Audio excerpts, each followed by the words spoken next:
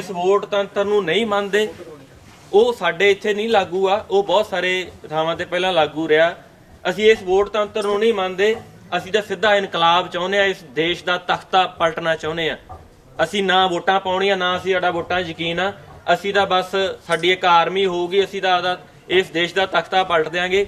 ਜਿਹੜੇ ਮਾਓਵਾਦੀ ਆ, ਤੁਸੀਂ ਕਿਤੇ ਨਾਂ ਸੁਣਿਆ ਹੋਣਾ, ਅਖਬਾਰ ਪੜ੍ਹਦੇ ਜਿਹੜੇ, ਉਹਨਾਂ ਨੂੰ ਪਤਾ ਹੋਊਗਾ, ਉਹ ਇਹੀ ਸੋਚ ਲੈ ਕੇ ਚੱਲੇ ਹੋਏ ਆ, ਉਹਨਾਂ ਦੀ ਇਹੀ ਸੋਚ ਆ। ਤੋ ਇਹ ਜਿਹੜਾ ਰਾਜਨੀਤਿਕ ਸਿਸਟਮ ਆ, ਇਸ ਸਿਸਟਮ ਦੇ ਵਿੱਚ ਰਹਿੰਦੇ ਹੋਏ ਅਸੀਂ ਇਸ ਸਿਸਟਮ ਨੂੰ ਕਿਵੇਂ ਠੀਕ ਕਰ ਸਕਦੇ ਹਾਂ ਜਾਂ ਕਿਵੇਂ ਬਦਲ ਸਕਦੇ ਹਾਂ? ਵੋਟ ਤੰਤਰ ਨੂੰ ਰੱਦ ਕਰਕੇ ਬਦਲ ਸਕਦੇ ਹਾਂ। ਵੋਟ ਤੰਤਰ ਨੂੰ ਰੱਦ ਕਰਾਂਗੇ ਤਾਂ ਸਾਡੇ ਕੋਲ ਇੱਕੋ ਇੱਕ ਰਾਹ ਲੈ ਜਾਂਦਾ, ਇਨਕਲਾਬੀ ਰਾਹ। ਜਿਵੇਂ ਹੁਣ ਸਰਕਾਰ ਜਿਨ੍ਹਾਂ ਨੂੰ ਅੰਦਰ ਡੱਕ ਦਿੰਦੀ ਹੈ, ਇਹ ਮਾਓਵਾਦੀ, ਜਿਨ੍ਹਾਂ ਦੇ ਅੱਤਵਾਦੀਆਂ ਨਾਲ ਸੰਬੰਧ ਆ, ਉਹ ਮਾਓਵਾਦੀ ਉਹੀ ਆ। ਬਿਹਾਰ ਦੇ ਬਸਤਰ ਦੇ ਜੰਗਲਾਂ ਦੇ ਵਿੱਚ ਜਿਹੜੇ ਆਪਦੀਆਂ ਜ਼ਮੀਨਾਂ ਲਈ, ਆਪਦੇ ਇਲਾਕੇ ਲਈ ਲੜ ਰਹੇ ਲੋਕ ਆ ਜਿਹੜੇ, ਉਹਨਾਂ ਨੂੰ ਕਹਿ ਕੇ ਸਾਡਾ ਜਿਹੜਾ ਇਲਜ਼ਾਮ ਲਾ ਕੇ ਕਰ ਦਿੰਦੇ ਆ। ਬਾਕੀ ਜਿਹੜਾ ਇੱਥੋਂ ਦੇ ਜਿਹੜੇ ਪ੍ਰਬੰਧ ਆ, ਜਿਵੇਂ ਬਾਦਲ ਕਿਹਾ ਜਾਂ ਕੈਪਟਨ ਕਿਹਾ, ਮੰਨ ਲਓ ਇਹ ਕੀ ਆ, ਰਜਵਾੜੇ ਆ। ਇਹ ਰਜਵਾੜੇ ਰਹੇ, ਇਹਨਾਂ ਦੇ ਪਿਓ ਦਾਦੇ ਜਗੀਰਦਾਰ ਵੱਡੇ ਵੱਡੇ, ਤੇ ਰਾਜੇ ਦਾ ਕੰਮ ਹੁੰਦਾ ਪਰਜਾ ਨੂੰ ਲੁੱਟਣਾ, ਪਰਜਾ ਨੂੰ ਦੁਖੀ ਕਰਨਾ। ਇਸ ਦੇ ਰਾਜ ਦੇ ਵਿੱਚ ਕਦੇ ਵੀ ਪਰਜਾ ਸੁੱਖ ਦਾ ਸਾਹ ਨਹੀਂ ਲੈ ਸਕੂਗੀ।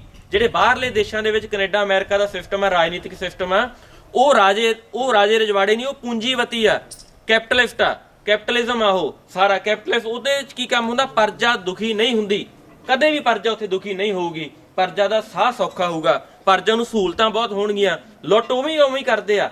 ਇਹ ਆਪਾਂ ਨੂੰ ਭੁਲੇਖਾ ਬਹੁਤ ਵੱਡਾ, ਲੁੱਟ ਉੱਥੇ ਵੀ ਉਸ ਤਰ੍ਹਾਂ ਦੀ ਹੋ ਰਹੀ ਹੈ, ਟੈਕਸ ਦੇ ਰੂਪ ਦੇ ਵਿੱਚ ਜਾਂ ਹੋਰ। ਉਹ ਤਾਂ ਪੈਸਾ ਆਪਣੇ ਤੋਂ ਲੈ ਲੈਂਦੇ ਆ ਉਹ, ਜਾਂ ਉੱਥੇ ਜਿਹੜੀਆਂ ਸਹੂਲਤਾਂ, ਪਰ ਲੋਕਾਂ ਨੂੰ ਉਹਨਾਂ ਦਾ ਪਰਜਾ ਦਾ ਸਾਹ ਸੌਖਾ ਆਉਂਦਾ, ਉਹ ਆਪਦੇ ਮਿਹਨਤ ਦਾ ਉਹਨੂੰ ਉਨਾ ਮੁੱਲ ਮਿਲਦਾ ਵਧੀਆ, ਤੇ ਉਹ ਖੁਸ਼ ਆ, ਉਹ ਬੋਲਦਾ ਨਹੀਂਗਾ। ਰਾਜਨੀਤਿਕ ਸਿਸਟਮ ਉੱਥੋਂ ਦਾ ਵੀ ਉਸੇ ਤਰ੍ਹਾਂ ਦਾ ਹੀ ਆ। ਇੱਥੇ ਆਪਦਾ ਘਰ ਭਰੀ ਜਾਂਦੇ ਆ, ਲੁੱਟੀ ਜਾਂਦੇ ਆ, ਰਜਵਾੜੇ ਆ, ਕਿਉਂਕਿ ਇਹਨਾਂ ਦਾ ਸੁਭਾਅ ਇਹ ਆ ਵੀ ਧਨ ਦੌਲਤ ਇੱਕ ਥਾਂ ਤੇ ਇਕੱਠੀ ਕਰੀ ਜਾਓ। ਇਸ ਲਈ ਜਿਹੜਾ ਹੈਗਾ ਉਹ ਆਪਾਂ ਨੂੰ ਲੁੱਟ ਚੁੱਭਦੀ ਹੈ, ਕਿਉਂਕਿ ਆਪਾਂ ਦੁਖੀ ਹੋ ਰਹੇ ਹਾਂ, ਆਪਣੇ ਕੋਲੋਂ ਪੈਸਾ ਨਿਕਲ ਰਿਹਾ, ਆਪਣੇ ਸੁੱਖ ਸਹੂਲਤਾਂ ਜਾਂ ਜੋ ਵੀ ਸਾਨੂੰ ਬੁਨਿਆਦੀ ਸਹੂਲਤਾਂ ਮਿਲਣੀਆਂ ਚਾਹੀਦੀਆਂ ਉਹ ਮਿਲ ਨਹੀਂ ਰਹੀਆਂ। ਇਸ ਕਰਕੇ ਸਾਡਾ ਸਾਹ ਕੁੱਟਿਆ ਰਹਿੰਦਾ। ਤੋ ਇਹ ਚੀਜ਼ਾਂ ਦਾ ਵਿੱਚ ਫਰਕ ਸਾਨੂੰ ਸਾਡਾ ਸਮਝਣਾ ਪਊਗਾ। ਇਸੇ ਪ੍ਰਤੀ ਲੋਕਾਂ ਨੂੰ ਵੱਧ ਤੋਂ ਵੱਧ ਚੇਤਨ ਕਰਨਾ ਪਊਗਾ। ਆਉਣ ਵਾਲੇ ਸਮੇਂ ਦੇ ਵਿੱਚ ਇਸ ਤਰ੍ਹਾਂ ਦੀ ਕੋਸ਼ਿਸ਼ ਵੀ ਹੋਣੀ ਚਾਹੀਦੀ ਆ। ਤੇ ਭਗਤ ਸਿੰਘ ਦੇ ਅੱਜ ਸ਼ਹੀਦੀ ਦਿਹਾੜੇ ਤੇ ਅਸੀਂ ਸਭ ਇਕੱਠੇ ਹੋਏ। ਚਮਕੌਰ ਸਿੰਘ ਜੀ ਨੇ ਬੜਾ ਸੋਹਣਾ ਯਤਨ ਕੀਤਾ ਸਾਰਿਆਂ ਨੂੰ ਮਿਲ ਬੈਠ ਕੇ ਗੱਲਬਾਤ ਕਰਨ ਦਾ, ਤੋ ਇਹਨਾਂ ਦਾ ਵਿਸ਼ੇਸ਼ ਧੰਨਵਾਦ ਆ। ਤੋ ਅੱਜ ਦੇ ਇਸ ਪ੍ਰੋਗਰਾਮ ਦੇ ਵਿੱਚ ਜਿਹੜੇ ਵੀ ਬਾਹਰੋਂ ਮਹਿਮਾਨ ਆਏ, ਖਾਸ ਤੌਰ ਤੇ ਪ੍ਰਿੰਸੀਪਲ ਸਾਹਿਬ ਸਾਡੇ ਕੋਲੇ ਪਹੁੰਚੇ, ਦਰਸ਼ਨ ਸਿੰਘ ਜੀ, ਇਹਨਾਂ ਦਾ ਵਿਸ਼ੇਸ਼ ਤੌਰ ਤੇ ਅਸੀਂ ਧੰਨਵਾਦ ਕਰਦੇ ਹਾਂ। ਬਲਵਿੰਦਰ ਜੀ ਦਾ ਵਿਸ਼ੇਸ਼ ਤੌਰ ਤੇ ਧੰਨਵਾਦ, ਤੇ ਹੋਰ ਜਿੰਨੇ ਵੀ ਆਸੇ ਪਾਸੇ ਤੋਂ ਆਏ ਤੇ ਇਸ ਪਿੰਡ ਦੇ ਪਤਵੰਤੇ ਸੱਜਣ, ਉਹਨਾਂ ਸਾਰਿਆਂ ਦਾ ਅਸੀਂ ਬਹੁਤ ਬਹੁਤ ਧੰਨਵਾਦ ਕਰਦੇ ਹਾਂ। ਤੁਸੀਂ ਆਏ, ਆਪਣਾ ਸਮਾਂ ਕੱਢਿਆ ਤੇ ਇਸ ਪ੍ਰੋਗਰਾਮ ਨੂੰ ਜਿਹੜਾ ਹੈਗਾ ਸਫਲ ਬਣਾਇਆ। ਇਸ ਪਿੰਡ ਦੀ ਸ਼ਹੀਦ ਭਗਤ ਸਿੰਘ ਕਲੱਬ ਦੇ ਉਹਦੇ ਅਹੁਦੇਦਾਰ ਸਾਰੇ ਪਹੁੰਚੇ ਹੋਏ ਨੇ, ਉਹਨਾਂ ਦਾ ਵੀ ਅਸੀਂ ਵਿਸ਼ੇਸ਼ ਤੌਰ ਤੇ ਧੰਨਵਾਦ ਕਰਦੇ ਹਾਂ। ਮੇਰਾ ਖਿਆਲ ਪ੍ਰੋਗਰਾਮ ਹੁਣ ਸਮਾਪਤ ਆ।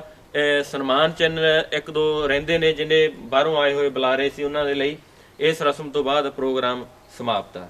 ਬਹੁਤ ਬਹੁਤ ਤੋਂ ਆਏ ਹੋਏ ਮਹਿਮਾਨੋ, ਤੁਹਾਡਾ ਸਾਰਿਆਂ ਦਾ ਸਵਾਗਤ ਆ।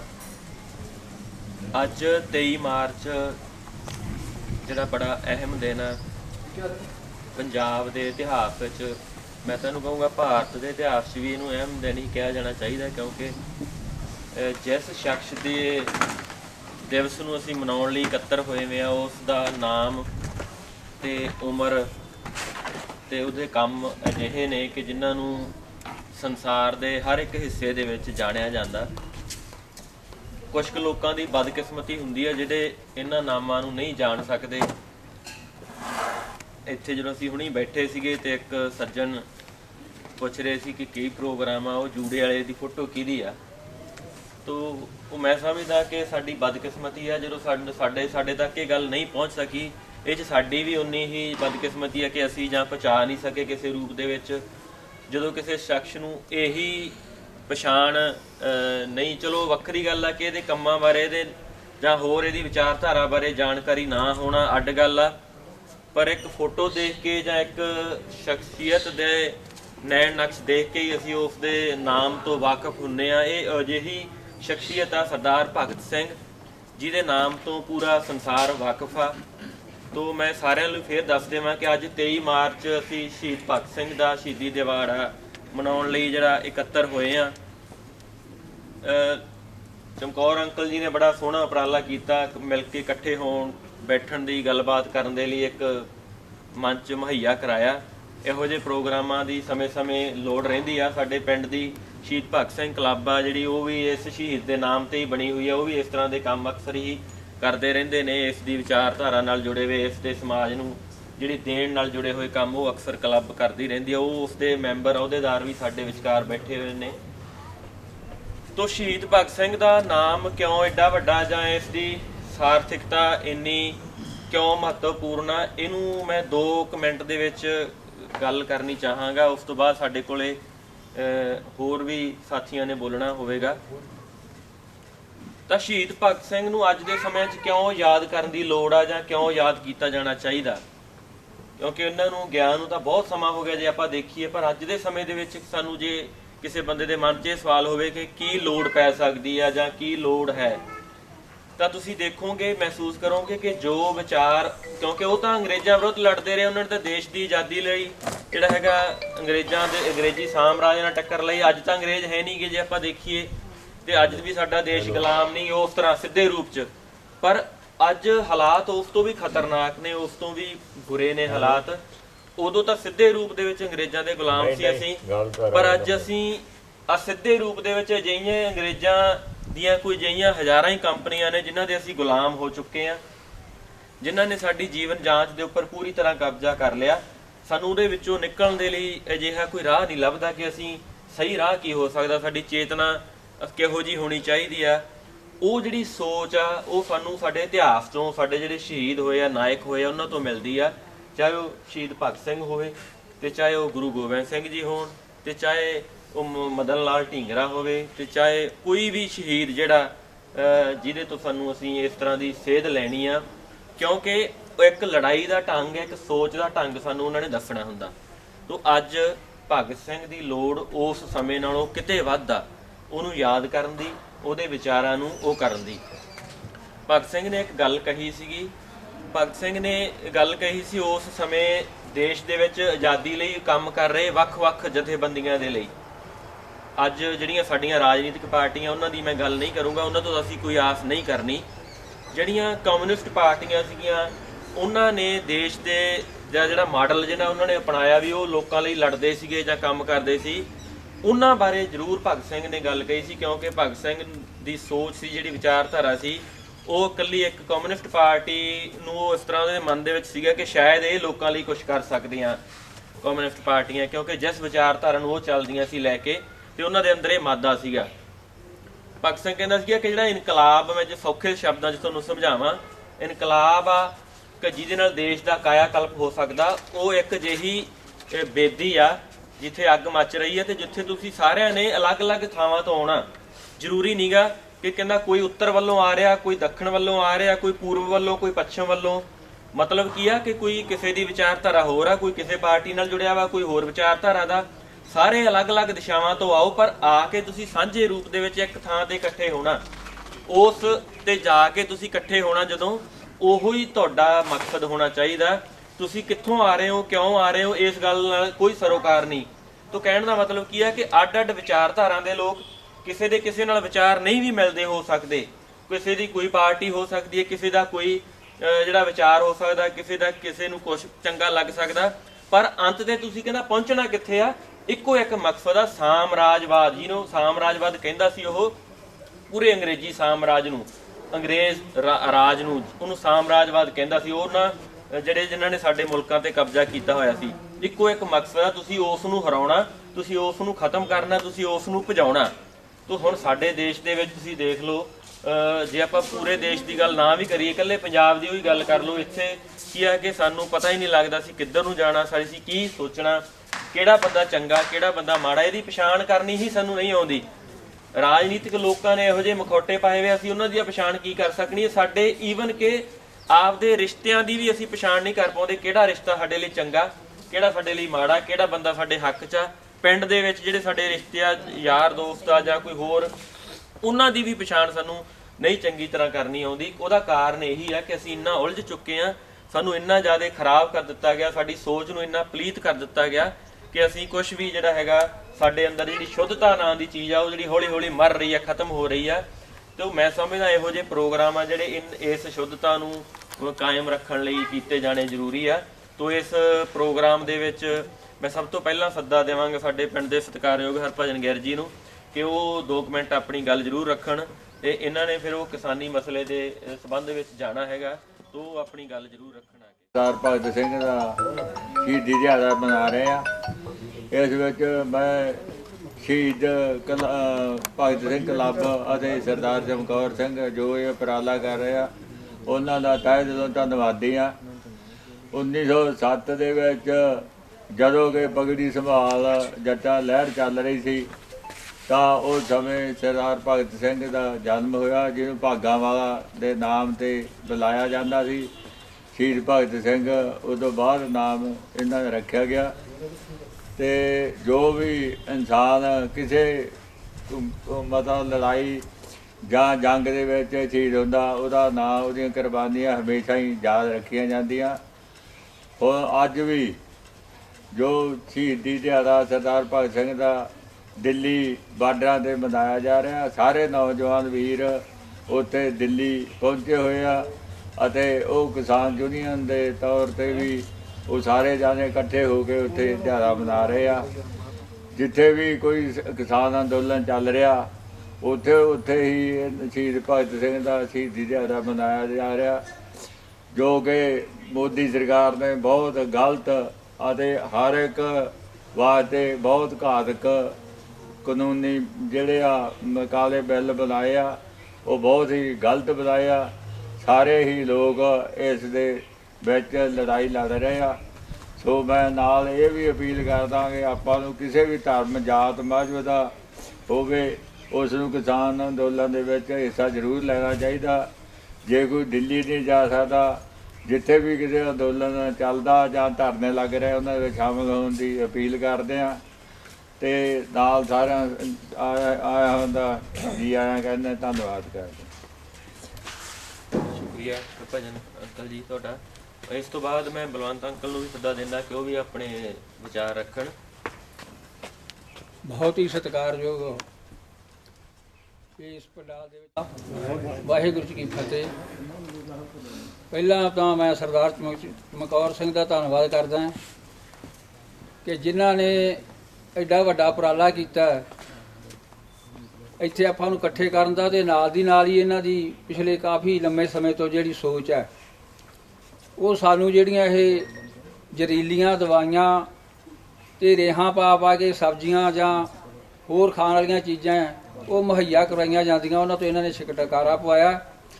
ਔਰ ਜਿਹੜੀ ਇਹ ਕਾਸ਼ਟ ਕਰਦੇ ਆ ਉਹ ਇਹਨਾਂ ਦੀ ਡਿਮਾਂਡ ਵੀ ਬਹੁਤ ਆ। ਸ਼ਹਿਰਾਂ ਦੇ ਵਿੱਚ ਦੇਖਿਆ ਆਪਾਂ, ਫਰੀਦਕੋਟ ਤੋਂ ਵੀ ਖਬਰਾਂ ਆਉਂਦੀਆਂ ਦੇਖੀਆਂ, ਇਹਨਾਂ ਦਾ ਜਿਹੜਾ ਉਹ 'ਚ ਬਹੁਤ ਵੱਡਾ ਯੋਗਦਾਨ ਹੈ। ਸੋ ਉਸ ਤੋਂ ਅੱਗੇ ਅੱਜ ਅਸੀਂ ਉਸ ਮਹਾਨ ਸ਼ਹੀਦ ਭਗਤ ਸਿੰਘ ਜਿਹਨੇ ਸਾਡੀ ਖਾਤਰ, ਇਸ ਮੁਲਕ ਨੂੰ ਯਾਦ ਕਰਾਉਣ ਦੀ ਖਾਤਰ ਅੰਗਰੇਜ਼ ਸਰਕਾਰ ਦੇ ਨਾਲ ਉਹ ਮੱਥਾ ਲਾਇਆ ਸੀਗਾ, ਤਾਂ ਉਹ ਆਪਣੀ ਲੜਾਈ ਲੜਦੇ ਜਦੋਂ ਉਹਨਾਂ ਨੂੰ ਜੇਲ੍ਹ ਹੋ ਗਈ ਤਾਂ ਜੇਲ੍ਹ ਦੇ ਵਿੱਚ ਉਹਨਾਂ ਨੇ ਇੱਕ ਕਿਤਾਬ ਪੜ੍ਹਨੀ ਸ਼ੁਰੂ ਕੀਤੀ। ਤਾਂ ਉਸ ਸਮੇਂ ਦੇ ਉੱਤੇ ਜਿਹੜਾ ਉੱਥੋਂ ਦਾ ਸਿਪਾਹੀ ਸੀਗਾ, ਜਿਹੜਾ ਉਸ ਨੂੰ ਫਾਂਸੀ ਲਾਉਣ ਵਾਸਤੇ ਲਿਜਾ ਰਿਹਾ ਸੀਗਾ, ਉਹਨੇ ਜਦੋਂ ਆਣ ਕੇ ਹੁਕਮ ਸੁਣਾਇਆ ਕਿ ਚੱਲ ਸ਼ਹੀਦ ਭਗਤ ਸਿੰਘ ਤੇਰਾ ਫਾਂਸੀ 'ਤੇ ਰੱਸਾ ਜਿਹੜਾ ਚੁੰਮਣ ਦਾ ਟਾਈਮ ਆ ਗਿਆ, ਅਤੇ ਭਗਤ ਸਿੰਘ ਜਿਹੜੀ ਕਿਤਾਬ ਪੜ੍ਹਦਾ ਸੀ ਅਤੇ ਉਹਨੇ ਮੋੜ ਕੇ ਉਹ ਵਰਕਾ ਉਹਦੇ ਵਿੱਚ ਰੱਖਤਾ, ਅਤੇ ਉਹ ਉਹਨੂੰ ਪੁੱਛਦਾ, ਉਹਨੂੰ ਸਵਾਲ ਕਰਦਾ ਕਿ ਆਹ ਜਿਹੜਾ ਤੁਸੀਂ ਵਰਕਾ ਮੋੜ ਕੇ ਰੱਖਿਆ, ਤੁਸੀਂ ਤਾਂ ਸ਼ਹੀਦ ਹੋ ਜਾਣਾ, ਇਹਦਾ ਕੀ ਮਤਲਬ? ਉਹ ਆਂਦਾ ਮੇਰੇ ਤੋਂ ਮਗਰੋਂ ਇੱਥੇ ਜਿਹੜੀਆਂ ਲਹਿਰਾਂ ਉੱਠਣਗੀਆਂ ਉਹ ਇਹ ਵਰਕੇ ਨੂੰ ਚੁੱਕਣਗੀਆਂ ਅਤੇ ਪੜ੍ਹਨਗੀਆਂ ਅਤੇ ਇਸ ਰਾਹ 'ਤੇ ਤੁਰਨਗੀਆਂ। ਸੋ ਇਸ ਕਰਕੇ ਭਰਾਵੋ ਅੱਜ ਉਹ ਵਰਕਾ ਆ ਕਿਸਾਨਾਂ ਨੇ ਚੁੱਕਿਆ ਅਤੇ ਉਹ ਵਰਕਾ ਪੜ੍ਹਿਆ, ਉਹ ਵਰਕੇ ਨੂੰ ਪੜ੍ਹ ਕੇ ਅਤੇ ਅੱਜ ਦਿੱਲੀ ਤਾਈਂ ਜਿਹੜੀਆਂ ਉਹ ਮਤਲਬ ਆਪਣੀਆਂ ਮੰਗਾਂ ਦੀ ਖਾਤਰ ਉਹਨੇ ਧੁੰਮਾਂ ਪਾਈਆਂ। ਸੋ ਇਸ ਕਰਕੇ ਜਿਹੜਾ ਇਹ ਐਡਾ ਵੱਡਾ ਸੰਘਰਸ਼ ਚੱਲ ਰਿਹਾ ਹੈ, ਉਹ ਸਮੇਂ ਦੇ ਉੱਤੇ ਤਾਂ ਜਿਹੜੀਆਂ ਸਰਕਾਰਾਂ ਸੀ ਉਹਨਾਂ ਨੇ 3 ਜਿਹੜੇ ਸਾਡੇ ਆ ਭਗਤ ਸਿੰਘ, ਸੁਖਦੇਵ, ਰਾਜਗੁਰੂ, ਇਹ ਤਿੰਨਾਂ ਨੂੰ ਜਿਹੜਾ ਫਾਂਸੀ ਲਾਇਆ ਸੀ। ਅਤੇ ਅੱਜ ਭਰਾਵੋ ਆਹ ਸੈਂਟਰ ਦੀ ਸਰਕਾਰ ਨੇ 300 ਤੋਂ ਉੱਤੇ ਜਿਹੜੀਆਂ ਉਹ ਸਾਡੀਆਂ ਜਾਨਾਂ ਲੈ ਲਈਆਂ। ਇਹ ਉਸ ਤੋਂ ਘੱਟ ਨਹੀਂ। ਇਹ ਅੰਦੋਲਨ ਆ ਜਿਹੜਾ ਇਹ ਇੱਥੇ ਨਹੀਂ ਖੜਾ, ਇਹ ਸਾਰੀ ਦੁਨੀਆ ਦੇ ਵਿੱਚ ਅੰਦੋਲਨ ਚੱਲ ਪਿਆ, ਸੰਸਾਰ ਪੱਧਰ 'ਤੇ ਇਹ ਅੰਦੋਲਨ ਜਿਹੜਾ ਚੱਲ ਪਿਆ। ਸੋ ਇਸ ਕਰਕੇ ਮੈਂ ਇੱਕ ਬੇਨਤੀ ਕਰੂੰਗਾ, ਜਿਹੜੀ ਆ ਸ਼ਹੀਦ ਭਗਤ ਸਿੰਘ ਕਲੱਬ ਫਿਰ ਬਣੀ ਆ ਆਪਣੇ ਪਿੰਡ, ਇਹਦੇ ਵਿੱਚ ਇੱਕ ਮੈਂ ਜਿਹੜੀ ਘਾਟ ਹੈ ਉਹ ਮਹਿਸੂਸ ਕੀਤੀ ਹੈ ਕਿ ਇਹਨਾਂ ਕੋਲੇ ਬੁਲਾਰਾ ਹੈ ਨਹੀਂ। ਇਹਨਾਂ ਨੂੰ ਭਰਾਵੋ ਆਪਣੇ ਪਿੰਡ ਦੇ ਵਿੱਚ ਸਮੁੰਦਰ ਵਗਦਾ ਹੈ। ਉਹ ਸਮੁੰਦਰ ਆਪਣੇ ਪਿੰਡ ਦੇ ਵਿੱਚ ਅਸੀਂ ਉਹਨੂੰ ਪਛਾਣ ਨਹੀਂ ਸਕੇ। ਜਿਵੇਂ ਉਹਨਾਂ ਦੇ ਘਰ ਦਾ ਜੋਗੀ ਜੋਗਣੀ, ਬਾਹਰਲਾ ਜੋਗੀ ਸਿੱਧ, ਇਸ ਕਰਕੇ ਆਪਣੇ ਪਿੰਡ ਦੇ ਵਿੱਚ ਸਮੁੰਦਰ ਵਗਦਾ, ਉਹਦੇ ਉੱਤੇ ਪ੍ਰੇਰਨਾ ਲੈਣ, ਉਹਦੀਆਂ ਕਿਤਾਬਾਂ ਛਪਦੀਆਂ, ਕਿਤਾਬਾਂ ਪੜ੍ਹਨ ਤੇ ਆਟੋਮੈਟਿਕ ਬੁਲਾਰੇ ਬਣ ਜਾਣਗੇ। ਉਹ ਕਿਹੜਾ ਹੈਗਾ ਸਮੁੰਦਰ? ਉਹ ਸਰਜੀਤ ਸਿੰਘ ਬਰਾੜ ਭਾਗੂ ਵਾਲੀਆ ਜਿਹਨੂੰ ਆਪਾਂ ਕਹਿ ਦਿੰਦੇ ਆ, ਉਹਦੇ ਕੋਲੇ ਭਰਾਵੋ ਬਹੁਤ ਜ਼ਿਆਦਾ ਵੱਡਾ ਖਜ਼ਾਨਾ ਇਹ। ਉਹਦੇ ਕੋਲੇ ਤੁਸੀਂ ਜਾਓ, ਤੋਂ ਸਿੱਖੋ ਤੇ ਉਹ ਤੋਂ ਕਿਤਾਬਾਂ ਲੈ ਕੇ ਪੜ੍ਹੋ ਤੇ ਤੁਸੀਂ ਆਟੋਮੈਟਿਕ ਬੁਲਾਰੇ ਬਣ ਜਾਓਗੇ। ਸੋ ਇੰਨੀਆਂ ਗੱਲਾਂ ਕਰਦੇ ਕਿ ਸਾਡੀ ਡਿਊਟੀ ਜਿਹੜੀ ਆ ਉਹ ਸਖਤ ਹੈ। ਅਸੀਂ ਪਿੰਡ ਦੇ ਵਿੱਚੋਂ ਮਾਈਆਂ ਨੂੰ ਆਪਣੇ ਭਰਾਵਾਂ ਨੂੰ ਨਾਲ ਲੈ ਕੇ ਜਾਣਾ ਹੁੰਦਾ ਤੇ ਉਹਨਾਂ ਨੂੰ ਅਸੀਂ ਹੁਣ ਤੇ ਟਰੈਕਟਰ ਕਰਕੇ ਆਈ ਸੀ, ਉਹਨਾਂ ਨੂੰ ਬਿਠਾ ਕੇ ਅਸੀਂ ਲੈ ਕੇ ਵੀ ਜਾਣਾ। ਸੋ ਇਹਦੇ ਨਾਲ ਹੀ ਮੈਂ ਤੁਹਾਨੂੰ ਅਪੀਲ ਕਰਦਾ ਕਿ ਤੁਸੀਂ ਵੀ ਵੱਧ ਤੋਂ ਵੱਧ ਜੋ ਦਿੱਲੀ ਜਾ ਸਕਦਾ ਦਿੱਲੀ ਵੀ ਜਾਓ, ਤੇ ਜਿਹੜਾ ਨਹੀਂ ਉੱਥੇ ਜਾ ਸਕਦਾ ਭਰਾਵੋ ਆਪਦਾ ਬਣਦਾ ਯੋਗਦਾਨ ਆ ਜਿਹੜਾ ਉਹ ਤੁਸੀਂ ਇੱਥੇ ਸਾਡੇ ਨਾਲ ਚੱਲਿਆ ਕਰੋ। ਪਲਾਜੇ ਤੇ ਆਪਾਂ ਵੱਡੇ ਇਕੱਠ ਕਰਾਂਗੇ ਤਾਂ ਇਹ ਸਰਕਾਰਾਂ ਦਾ ਜਿਹੜਾ ਨਕਸ਼ੇਦਾਮ ਕਰ ਦਿਆਂਗੇ। ਘੋਲ ਆਪਣਾ ਜਿੱਤ ਦੇ ਕਿਨਾਰੇ ਤੇ ਖੜਾ, ਜਿੱਤੀ ਖੜੇ ਆ। ਹੁਣ ਸਮਾਂ ਹੈ ਨਹੀਂ ਕਈ ਗੱਲਾਂ ਤੁਹਾਨੂੰ ਦੱਸੀਏ ਜਿਹੜੀਆਂ ਦਾ ਆਪਾਂ ਉਹ ਗੱਲਾਂ ਆਪਾਂ ਜਿੱਤੀ ਖੜੇ ਆ। ਘੋਲ ਨੂੰ ਆਪਾਂ ਜਿੱਤ ਕੇ ਕਿਵੇਂ ਇਸ ਕਿਨਾਰੇ ਤੇ ਲਗਾਏ ਆ। ਸੋ ਇਸ ਨਾਲ ਤੁਹਾਨੂੰ ਦੁਬਾਰਾ ਫੇਰ ਮੈਂ ਬੇਨਤੀ ਕਰਦਾ ਕਿ ਵੱਧ ਤੋਂ ਵੱਧ ਸਾਡੀ ਨੌਜਵਾਨ ਪੀੜ੍ਹੀ ਆ ਜਿਹੜੀ ਉਹ ਤਾਸਾਂ ਦਾ ਖੇਡਦੀ ਹੈ ਟੋਲੀਆਂ ਬਣਾ ਕੇ, ਪਰ ਉਹ ਇਹੋ ਜਿਹੇ ਜਿਹੜੇ ਆ ਜਿਨ੍ਹਾਂ ਦਾ ਸਾਥੋਂ ਆਉਣ ਵਾਲੀ ਸਾਡੀ ਪੀੜ੍ਹੀ ਨੇ ਜਵਾਬ ਮੰਗਣਾ, ਉਹਨਾਂ ਦੇ ਇੱਧਰ ਧਿਆਨ ਹੈ ਨਹੀਂਗਾ। ਸੋ ਉਹਨਾਂ ਨੂੰ ਬੇਨਤੀ ਆ ਕਿ ਉਹ ਘੱਟੋ ਘੱਟ ਜੇ ਕਿਤੇ ਹੋਰ ਨਹੀਂ ਤਾਂ ਪਲਾਜੇ ਤੇ ਤਾਂ ਜ਼ਰੂਰ ਜਾਇਆ ਕਰਨ। ਇਹਦੇ ਨਾਲ ਤੁਹਾਡਾ ਸਾਰਿਆਂ ਦਾ ਧੰਨਵਾਦ। ਵਾਹਿਗੁਰੂ ਜੀ ਕਾ ਖਾਲਸਾ, ਵਾਹਿਗੁਰੂ ਜੀ ਕੀ ਫਤਿਹ। ਟਿੱਪਣੀ ਕੀਤੀ ਆ, ਚਲੋ ਇਹਨਾਂ ਦੀ ਅਸੀਂ ਜਿੰਨੀ ਵੀ ਕੋਸ਼ਿਸ਼ ਹੋ ਸਕੀ ਅਸੀਂ ਇਹਨਾਂ ਨੂੰ ਪੜ੍ਹਨ ਦੇ ਤੌਰ ਤੇ ਮੈਂ ਵਿਸ਼ਵਾਸ ਦਿਵਾਉਣਾ ਕਿ ਇਹਨਾਂ ਦੀ ਕਰਾਂਗੇ ਮਦਦ, ਇਹਨਾਂ ਨੂੰ ਕਿਤਾਬਾਂ ਮੁਹੱਈਆ ਕਰਾਵਾਂਗੇ ਤਾਂ ਕਿ ਇਹ ਵੀ ਉਸ ਬਾਰੇ ਚੰਗੀ ਤੱਕ ਦਾ ਕੋਈ ਵੀ ਚਿੰਤਕ ਪਹੁੰਚ ਨਹੀਂ ਸਕਿਆ ਉਹਦਾ ਪੜ੍ਹਨਾ ਲਗਾਤਾਰ ਤੇ ਉਸ ਦੇ ਨਾਲ ਹੀ ਇੰਨਾ ਜ਼ਿਆਦਾ ਕੰਮ ਕਰਨਾ। ਇਹ ਕੰਮ ਬਹੁਤ ਵੱਡਾ ਤੇ ਔਖਾ ਹੁੰਦਾ ਕਿ ਇੱਕ ਬੰਦਾ ਪਾਰਟੀ ਦੇ ਵਿੱਚ ਵੀ ਉਸੇ ਤਰ੍ਹਾਂ ਪੂਰੀ ਸ਼ਿੱਦਤ ਨਾਲ ਕੰਮ ਕਰ ਰਿਹਾ ਹੋਵੇ ਤੇ ਨਾਲ ਦੀ ਨਾਲ ਉਹ ਦੁਨੀਆ ਭਰ ਦਾ, ਸੰਸਾਰ ਭਰ ਦਾ ਸਾਹਿਤ, ਸੰਸਾਰ ਭਰ ਦਾ ਇਨਕਲਾਬੀ ਲਿਟਰੇਚਰ ਜਾਂ ਰਾਜਨੀਤਿਕ ਲਿਟਰੇਚਰ ਪੜ੍ਹ ਰਿਹਾ ਹੋਵੇ। ਇਹ ਆਪਣੇ ਆਪ ਦੇ ਵਿੱਚ ਬਹੁਤ ਵੱਡੀ ਗੱਲ ਹੁੰਦੀ ਆ, ਕਿਉਂਕਿ ਉਸ ਸਮੇਂ ਸੰਸਾਰ ਦੇ ਵਿੱਚ ਜੋ ਕੁਝ ਵਾਪਰ ਰਿਹਾ ਸੀਗਾ ਉਸ ਸੰਸਾਰ ਦੇ ਵਿੱਚ ਵਾਪਰਦੇ ਦੀ ਹਰ ਇੱਕ ਦੀ ਗੱਲ ਜਾਣਕਾਰੀ ਭਗਤ ਸਿੰਘ ਕੋਲ ਮੌਜੂਦ ਸੀ। ਉਹਦੀਆਂ ਕਿਤਾਬਾਂ, ਜੇ ਉਹ ਕਿਤਾਬਾਂ ਦੀ ਲਿਸਟ ਬਣਾਉਣ ਲੱਗ ਜੀ ਜਿਹੜੀਆਂ ਉਹਨੇ ਪੜ੍ਹੀਆਂ ਸੀ ਜਾਂ ਜਿਨ੍ਹਾਂ ਦਾ ਵੇਰਵਾ ਮਿਲਦਾ, ਜੇ ਉਹ ਕਿਤਾਬਾਂ ਦੀ ਲਿਸਟ ਬਣਾਉਣ ਲੱਗ ਗਈ ਤੇ ਸੈਂਕੜੇ ਹਜ਼ਾਰਾਂ ਕਿਤਾਬਾਂ ਦੀ ਉਹ ਲਿਸਟ ਬਣਦੀ ਹੈ ਜਿਹੜੀਆਂ ਉਹਨੇ ਉਹ ਪੜ੍ਹੀਆਂ ਤੇ ਜਾਂ ਪੜ੍ਹਨ ਦੇ ਲਈ ਸਾਨੂੰ ਰਿਕਮੈਂਡ ਕੀਤੀਆਂ। ਸਾਡੇ ਵਰਗਿਆਂ ਨੂੰ, ਨੌਜਵਾਨਾਂ ਨੂੰ, ਸਾਡੇ ਅਗਲੀਆਂ ਪੀੜ੍ਹੀਆਂ ਨੂੰ ਉਹਨੇ ਦੱਸੀਆਂ ਕਿ ਤੁਸੀਂ ਇਹ ਕਿਤਾਬਾਂ ਪੜ੍ਹੋ। ਤਾਂ ਜਿਹੜੀ ਉਹ ਕਿਤਾਬ ਵਰਕਾ ਮੋੜਨ ਵਾਲੀ ਗੱਲ ਆ ਉਹ ਇੱਕ ਪ੍ਰਤੀਕ ਰੂਪ ਹੁੰਦਾ। ਵਰਕਾ ਮੋੜਨ ਤੋਂ ਭਾਵ ਹੁੰਦਾ ਕਿ ਕੋਈ ਗੱਲ ਕਿਸੇ ਦੀ ਅਧੂਰੀ ਛੱਡੀ ਵੀ, ਕਿਸੇ ਨੇ ਅਧੂਰੀ ਛੱਡਤੀ ਕਿਤਾਬ ਕਿਸੇ ਵੀ ਨੇ, ਤਾਂ ਜਿਵੇਂ ਅਸੀਂ ਆਪਣੇ ਪਿਓ ਦਾਦਿਆਂ ਦੇ ਅਧੂਰੇ ਕੰਮਾਂ ਨੂੰ ਪੂਰਾ ਕਰਦਾ ਉਹਨਾਂ ਦੇ ਬੱਚਿਆਂ ਦਾ ਫਰਜ਼ ਹੁੰਦਾ, ਉਵੇਂ ਭਗਤ ਸਿੰਘ ਨੇ ਕਿਹੜਾ ਕੋਈ ਵਿਆਹ ਕਰਵਾਇਆ ਸੀ। ਭਗਤ ਸਿੰਘ ਦੀ ਤਾਂ ਇੱਕ ਨੌਜਵਾਨ ਪੀੜ੍ਹੀ ਜਾਂ ਉਸਦੇ ਆਦਰਸ਼ ਜਿਹੜੇ ਉਸਦੇ ਵਿਚਾਰ ਸੀਗੇ, ਉਹਨਾਂ ਨੇ ਆਪਾਂ ਤੋਂ ਇਹ ਆਸ ਕੀਤੀ ਸੀਗੀ ਕਿ ਮੇਰੇ ਅਧੂਰੇ ਕੰਮਾਂ ਨੂੰ ਤੁਸੀਂ ਪੂਰਾ ਕਰਨਾ। ਕਿਤਾਬ ਦਾ ਵਰਕਾ ਮੋੜਨਾ ਇਸ ਗੱਲ ਦਾ ਪ੍ਰਤੀਕ ਸੀ। ਉਹ ਸਿਰਫ ਕਈ ਬੰਦੇ ਕੀ ਸਮਝਦੇ ਆ ਕਿ ਕਿਤਾਬ ਨੂੰ ਪੜ੍ਹਨਾ ਹੀ ਕੋਈ ਪ੍ਰਤੀਕ ਹੋਊਗਾ, ਵੀ ਜਿਹੜੀ ਉਹਨੇ ਅਧੂਰੀ ਛੱਡਤੀ ਉਹਨੂੰ ਪੜ੍ਹਨਾ ਨਹੀਂ, ਉਸ ਦੇ ਵਿਚਾਰਾਂ ਨੂੰ ਅੱਗੇ ਲੈ ਕੇ ਜਾਣਾ, ਉਸ ਦੇ ਅਧੂਰੇਪਣ ਦੇ ਅਧੂਰੇ ਕੰਮਾਂ ਨੂੰ ਪੂਰਾ ਕਰਨਾ, ਉਸ ਦੀ ਸੋਚ ਤੇ ਚੱਲਣਾ, ਇਹ ਉਹ ਆਸ ਕਰਦਾ ਸੀਗਾ। ਉਹ ਐਡਾ ਵੱਡਾ ਚਿੰਤਕ ਸੀ, ਉਹਨੇ ਪ੍ਰਤੀਕ ਰੂਪ ਦੇ ਵਿੱਚ ਇਸ ਗੱਲ ਦੀ ਸਾਡੇ ਤੋਂ ਆਸ ਕੀਤੀ ਸੀ। ਹੁਣ ਇਸ ਤੋਂ ਅੱਗੇ ਮੈਂ ਸਾਡੇ ਕੋਲੇ ਬਾਗਬਾਨੀ ਵਿਭਾਗ ਤੋਂ ਪਹੁੰਚੇ ਨੇ ਡਾਕਟਰ ਨਰੂਲਾ ਜੀ, ਮੈਂ ਉਹਨਾਂ ਨੂੰ ਵੀ ਸੱਦਾ ਦਿੰਦਾ ਕਿ ਉਹ ਵੀ ਆਉਣ 2 ਮਿੰਟ ਸਟੇਜ ਦੇ ਉੱਪਰ ਆਪਣੇ ਵਿਚਾਰ ਰੱਖਣ। ਸਭ ਤੋਂ ਪਹਿਲੇ ਤਾਂ ਮੈਂ ਸਰਦਾਰ ਚਮਕੌਰ ਸਿੰਘ ਜੀ ਨੂੰ ਤੇ ਆਪਣੇ ਪੂਰੇ ਪਿੰਡ ਨੂੰ ਤੁਸੀਂ ਬਹੁਤ ਵਧਾਈ ਦੇ ਪਾਤਰ ਹੋ, ਜਿਹੜੇ ਕਿ ਅੱਜ ਇਹ ਸ਼ਹੀਦ ਭਗਤ ਸਿੰਘ ਜੀ ਦਾ ਜਿਹੜਾ ਕੀ ਆ ਉਹਨੂੰ ਕਿਸੇ ਰੂਪ ਵਿੱਚ ਵੀ ਆਪਾਂ ਯਾਦ ਕਰ ਰਹੇ ਹਾਂ। ਠੀਕ ਹੈ ਜੀ। ਜਿਵੇਂ ਜਿਨ੍ਹਾਂ ਨੇ ਇਹਨਾਂ ਨੇ ਕਿ ਆਪਾਂ ਨੂੰ ਜਿਹੜੀ ਆ ਅੱਜ ਆਪਾਂ ਇਹ ਆਜ਼ਾਦ ਮੁਲਕ 'ਚ ਬੈਠੇ ਹਾਂ ਤੇ ਇਹ ਉਹਨਾਂ ਦੀ ਹੀ ਦੇਣ ਹੈ, ਇਹਨਾਂ ਦੀ ਬਹੁਤ ਵੱਡੀ ਦੇਣ ਹੈ। ਤੇ ਨਾਲੇ ਮੈਂ ਬਹੁਤ ਫਖਰ ਮਹਿਸੂਸ ਕਰ ਰਿਹਾ ਕਿ ਇਸ ਮੌਕੇ ਉੱਪਰ ਸਰਦਾਰ ਚਮਕੌਰ ਸਿੰਘ ਜੀ ਨੇ ਮੈਨੂੰ ਸੱਦਾ ਦਿੱਤਾ ਸੀਗਾ ਕਿ ਬਤੌਰ ਬਾਗਬਾਨੀ ਵਿਕਾਸ ਅਫਸਰ ਜੋ ਜਿਹੜੀਆਂ ਪੰਜਾਬ ਸਰਕਾਰ ਦੀਆਂ ਜਿਹੜੀਆਂ ਸਕੀਮਾਂ ਚੱਲ ਰਹੀਆਂ ਨੇ ਬਾਗਬਾਨੀ ਵਿਭਾਗ ਰਾਹੀਂ, ਜਿਹੜੀਆਂ ਸਬਸਿਡੀਆਂ ਦਿੱਤੀਆਂ ਜਾ ਰਹੀਆਂ ਨੇ, ਉਹ ਇਸ ਮੰਚ ਤੇ ਮੈਂ ਥੋੜ੍ਹੀਆਂ ਬਹੁਤੀਆਂ ਤੁਹਾਡੇ ਨਾਲ ਸਾਂਝੀਆਂ ਕਰਾਂ। ਤੇ ਸਭ ਤੋਂ ਪਹਿਲੇ ਤਾਂ ਇਹ ਕਿ ਜਿਹੜਾ ਬਾਗਬਾਨੀ ਵਿਭਾਗ, ਸਾਰਿਆਂ ਨੂੰ ਪਤਾ ਜੀ ਇੱਥੇ ਬਾਗਬਾਨੀ ਦਾ ਦਫ਼ਤਰ ਕਿੱਥੇ ਹੈਗਾ? ਦੇਖੋ ਜੀ, ਸਾਡਾ ਜਿਹੜਾ ਦਫ਼ਤਰ ਆ ਜਿਹੜਾ ਕੀ ਆ ਖੇਤੀਬਾੜੀ ਦਾ ਦਫ਼ਤਰ ਪਤਾ ਸਾਰਿਆਂ ਨੂੰ, ਆਪਣੇ ਡੀਸੀ ਆਫਿਸ ਹੀ ਆ, ਜੇਲਮ ਚਨਾਬ ਕੰਪਲੈਕਸ ਦੇ ਵਿੱਚ ਆਪਣਾ 318 ਨੰਬਰ ਕਮਰੇ। ਠੀਕ ਹੈ ਜੀ। ਤੇ ਕੋਈ ਇਹਦੇ ਚ ਆਪਾਂ ਬਾਗਬਾਨੀ ਚ ਆਂਦਾ ਕੀ ਆ, ਦੇਖੋ ਆਪਣੇ ਫਲ ਆ ਗਏ, ਠੀਕ ਹੈ ਜੀ, ਆਪਣੇ ਫੁੱਲ ਆ ਗਏ ਤੇ ਸਬਜ਼ੀਆਂ ਜਿਹੜੀਆਂ ਵਾ ਇਹ ਆਉਂਦੀਆਂ ਨੇ। ਤੇ ਜੋ ਵੀ ਕੋਈ ਕਿਸਾਨ ਵੀਰ ਜੇ ਆਪਣਾ 1 ਏਕੜ ਬਾਗ ਲਗਾਉਂਦਾ 8000 ਰੁਪਇਆ ਪ੍ਰਤੀ ਏਕੜ ਦੀ ਜਿਹੜੀ ਆ ਪੰਜਾਬ ਸਰਕਾਰ ਇਹਨੂੰ ਸਬਸਿਡੀ ਦਿੰਦੀ ਆ। ਜੇ ਕੋਈ ਸਬਜ਼ੀ ਲਾਉਂਦਾ, ਜੇ ਦੋਗਲੀ ਕਿਸਮ ਦੀ ਸਬਜ਼ੀ ਲਾਉਂਦਾ ਉਹਦੇ ਤੇ ਵੀ 8000 ਰੁਪਇਆ ਜਿਹੜਾ ਪ੍ਰਤੀ ਏਕੜ ਦੇ ਪੰਜਾਬ ਸਰਕਾਰ ਜਿਹੜੀ ਆ ਸਬਸਿਡੀ ਦਿੰਦੀ ਆ।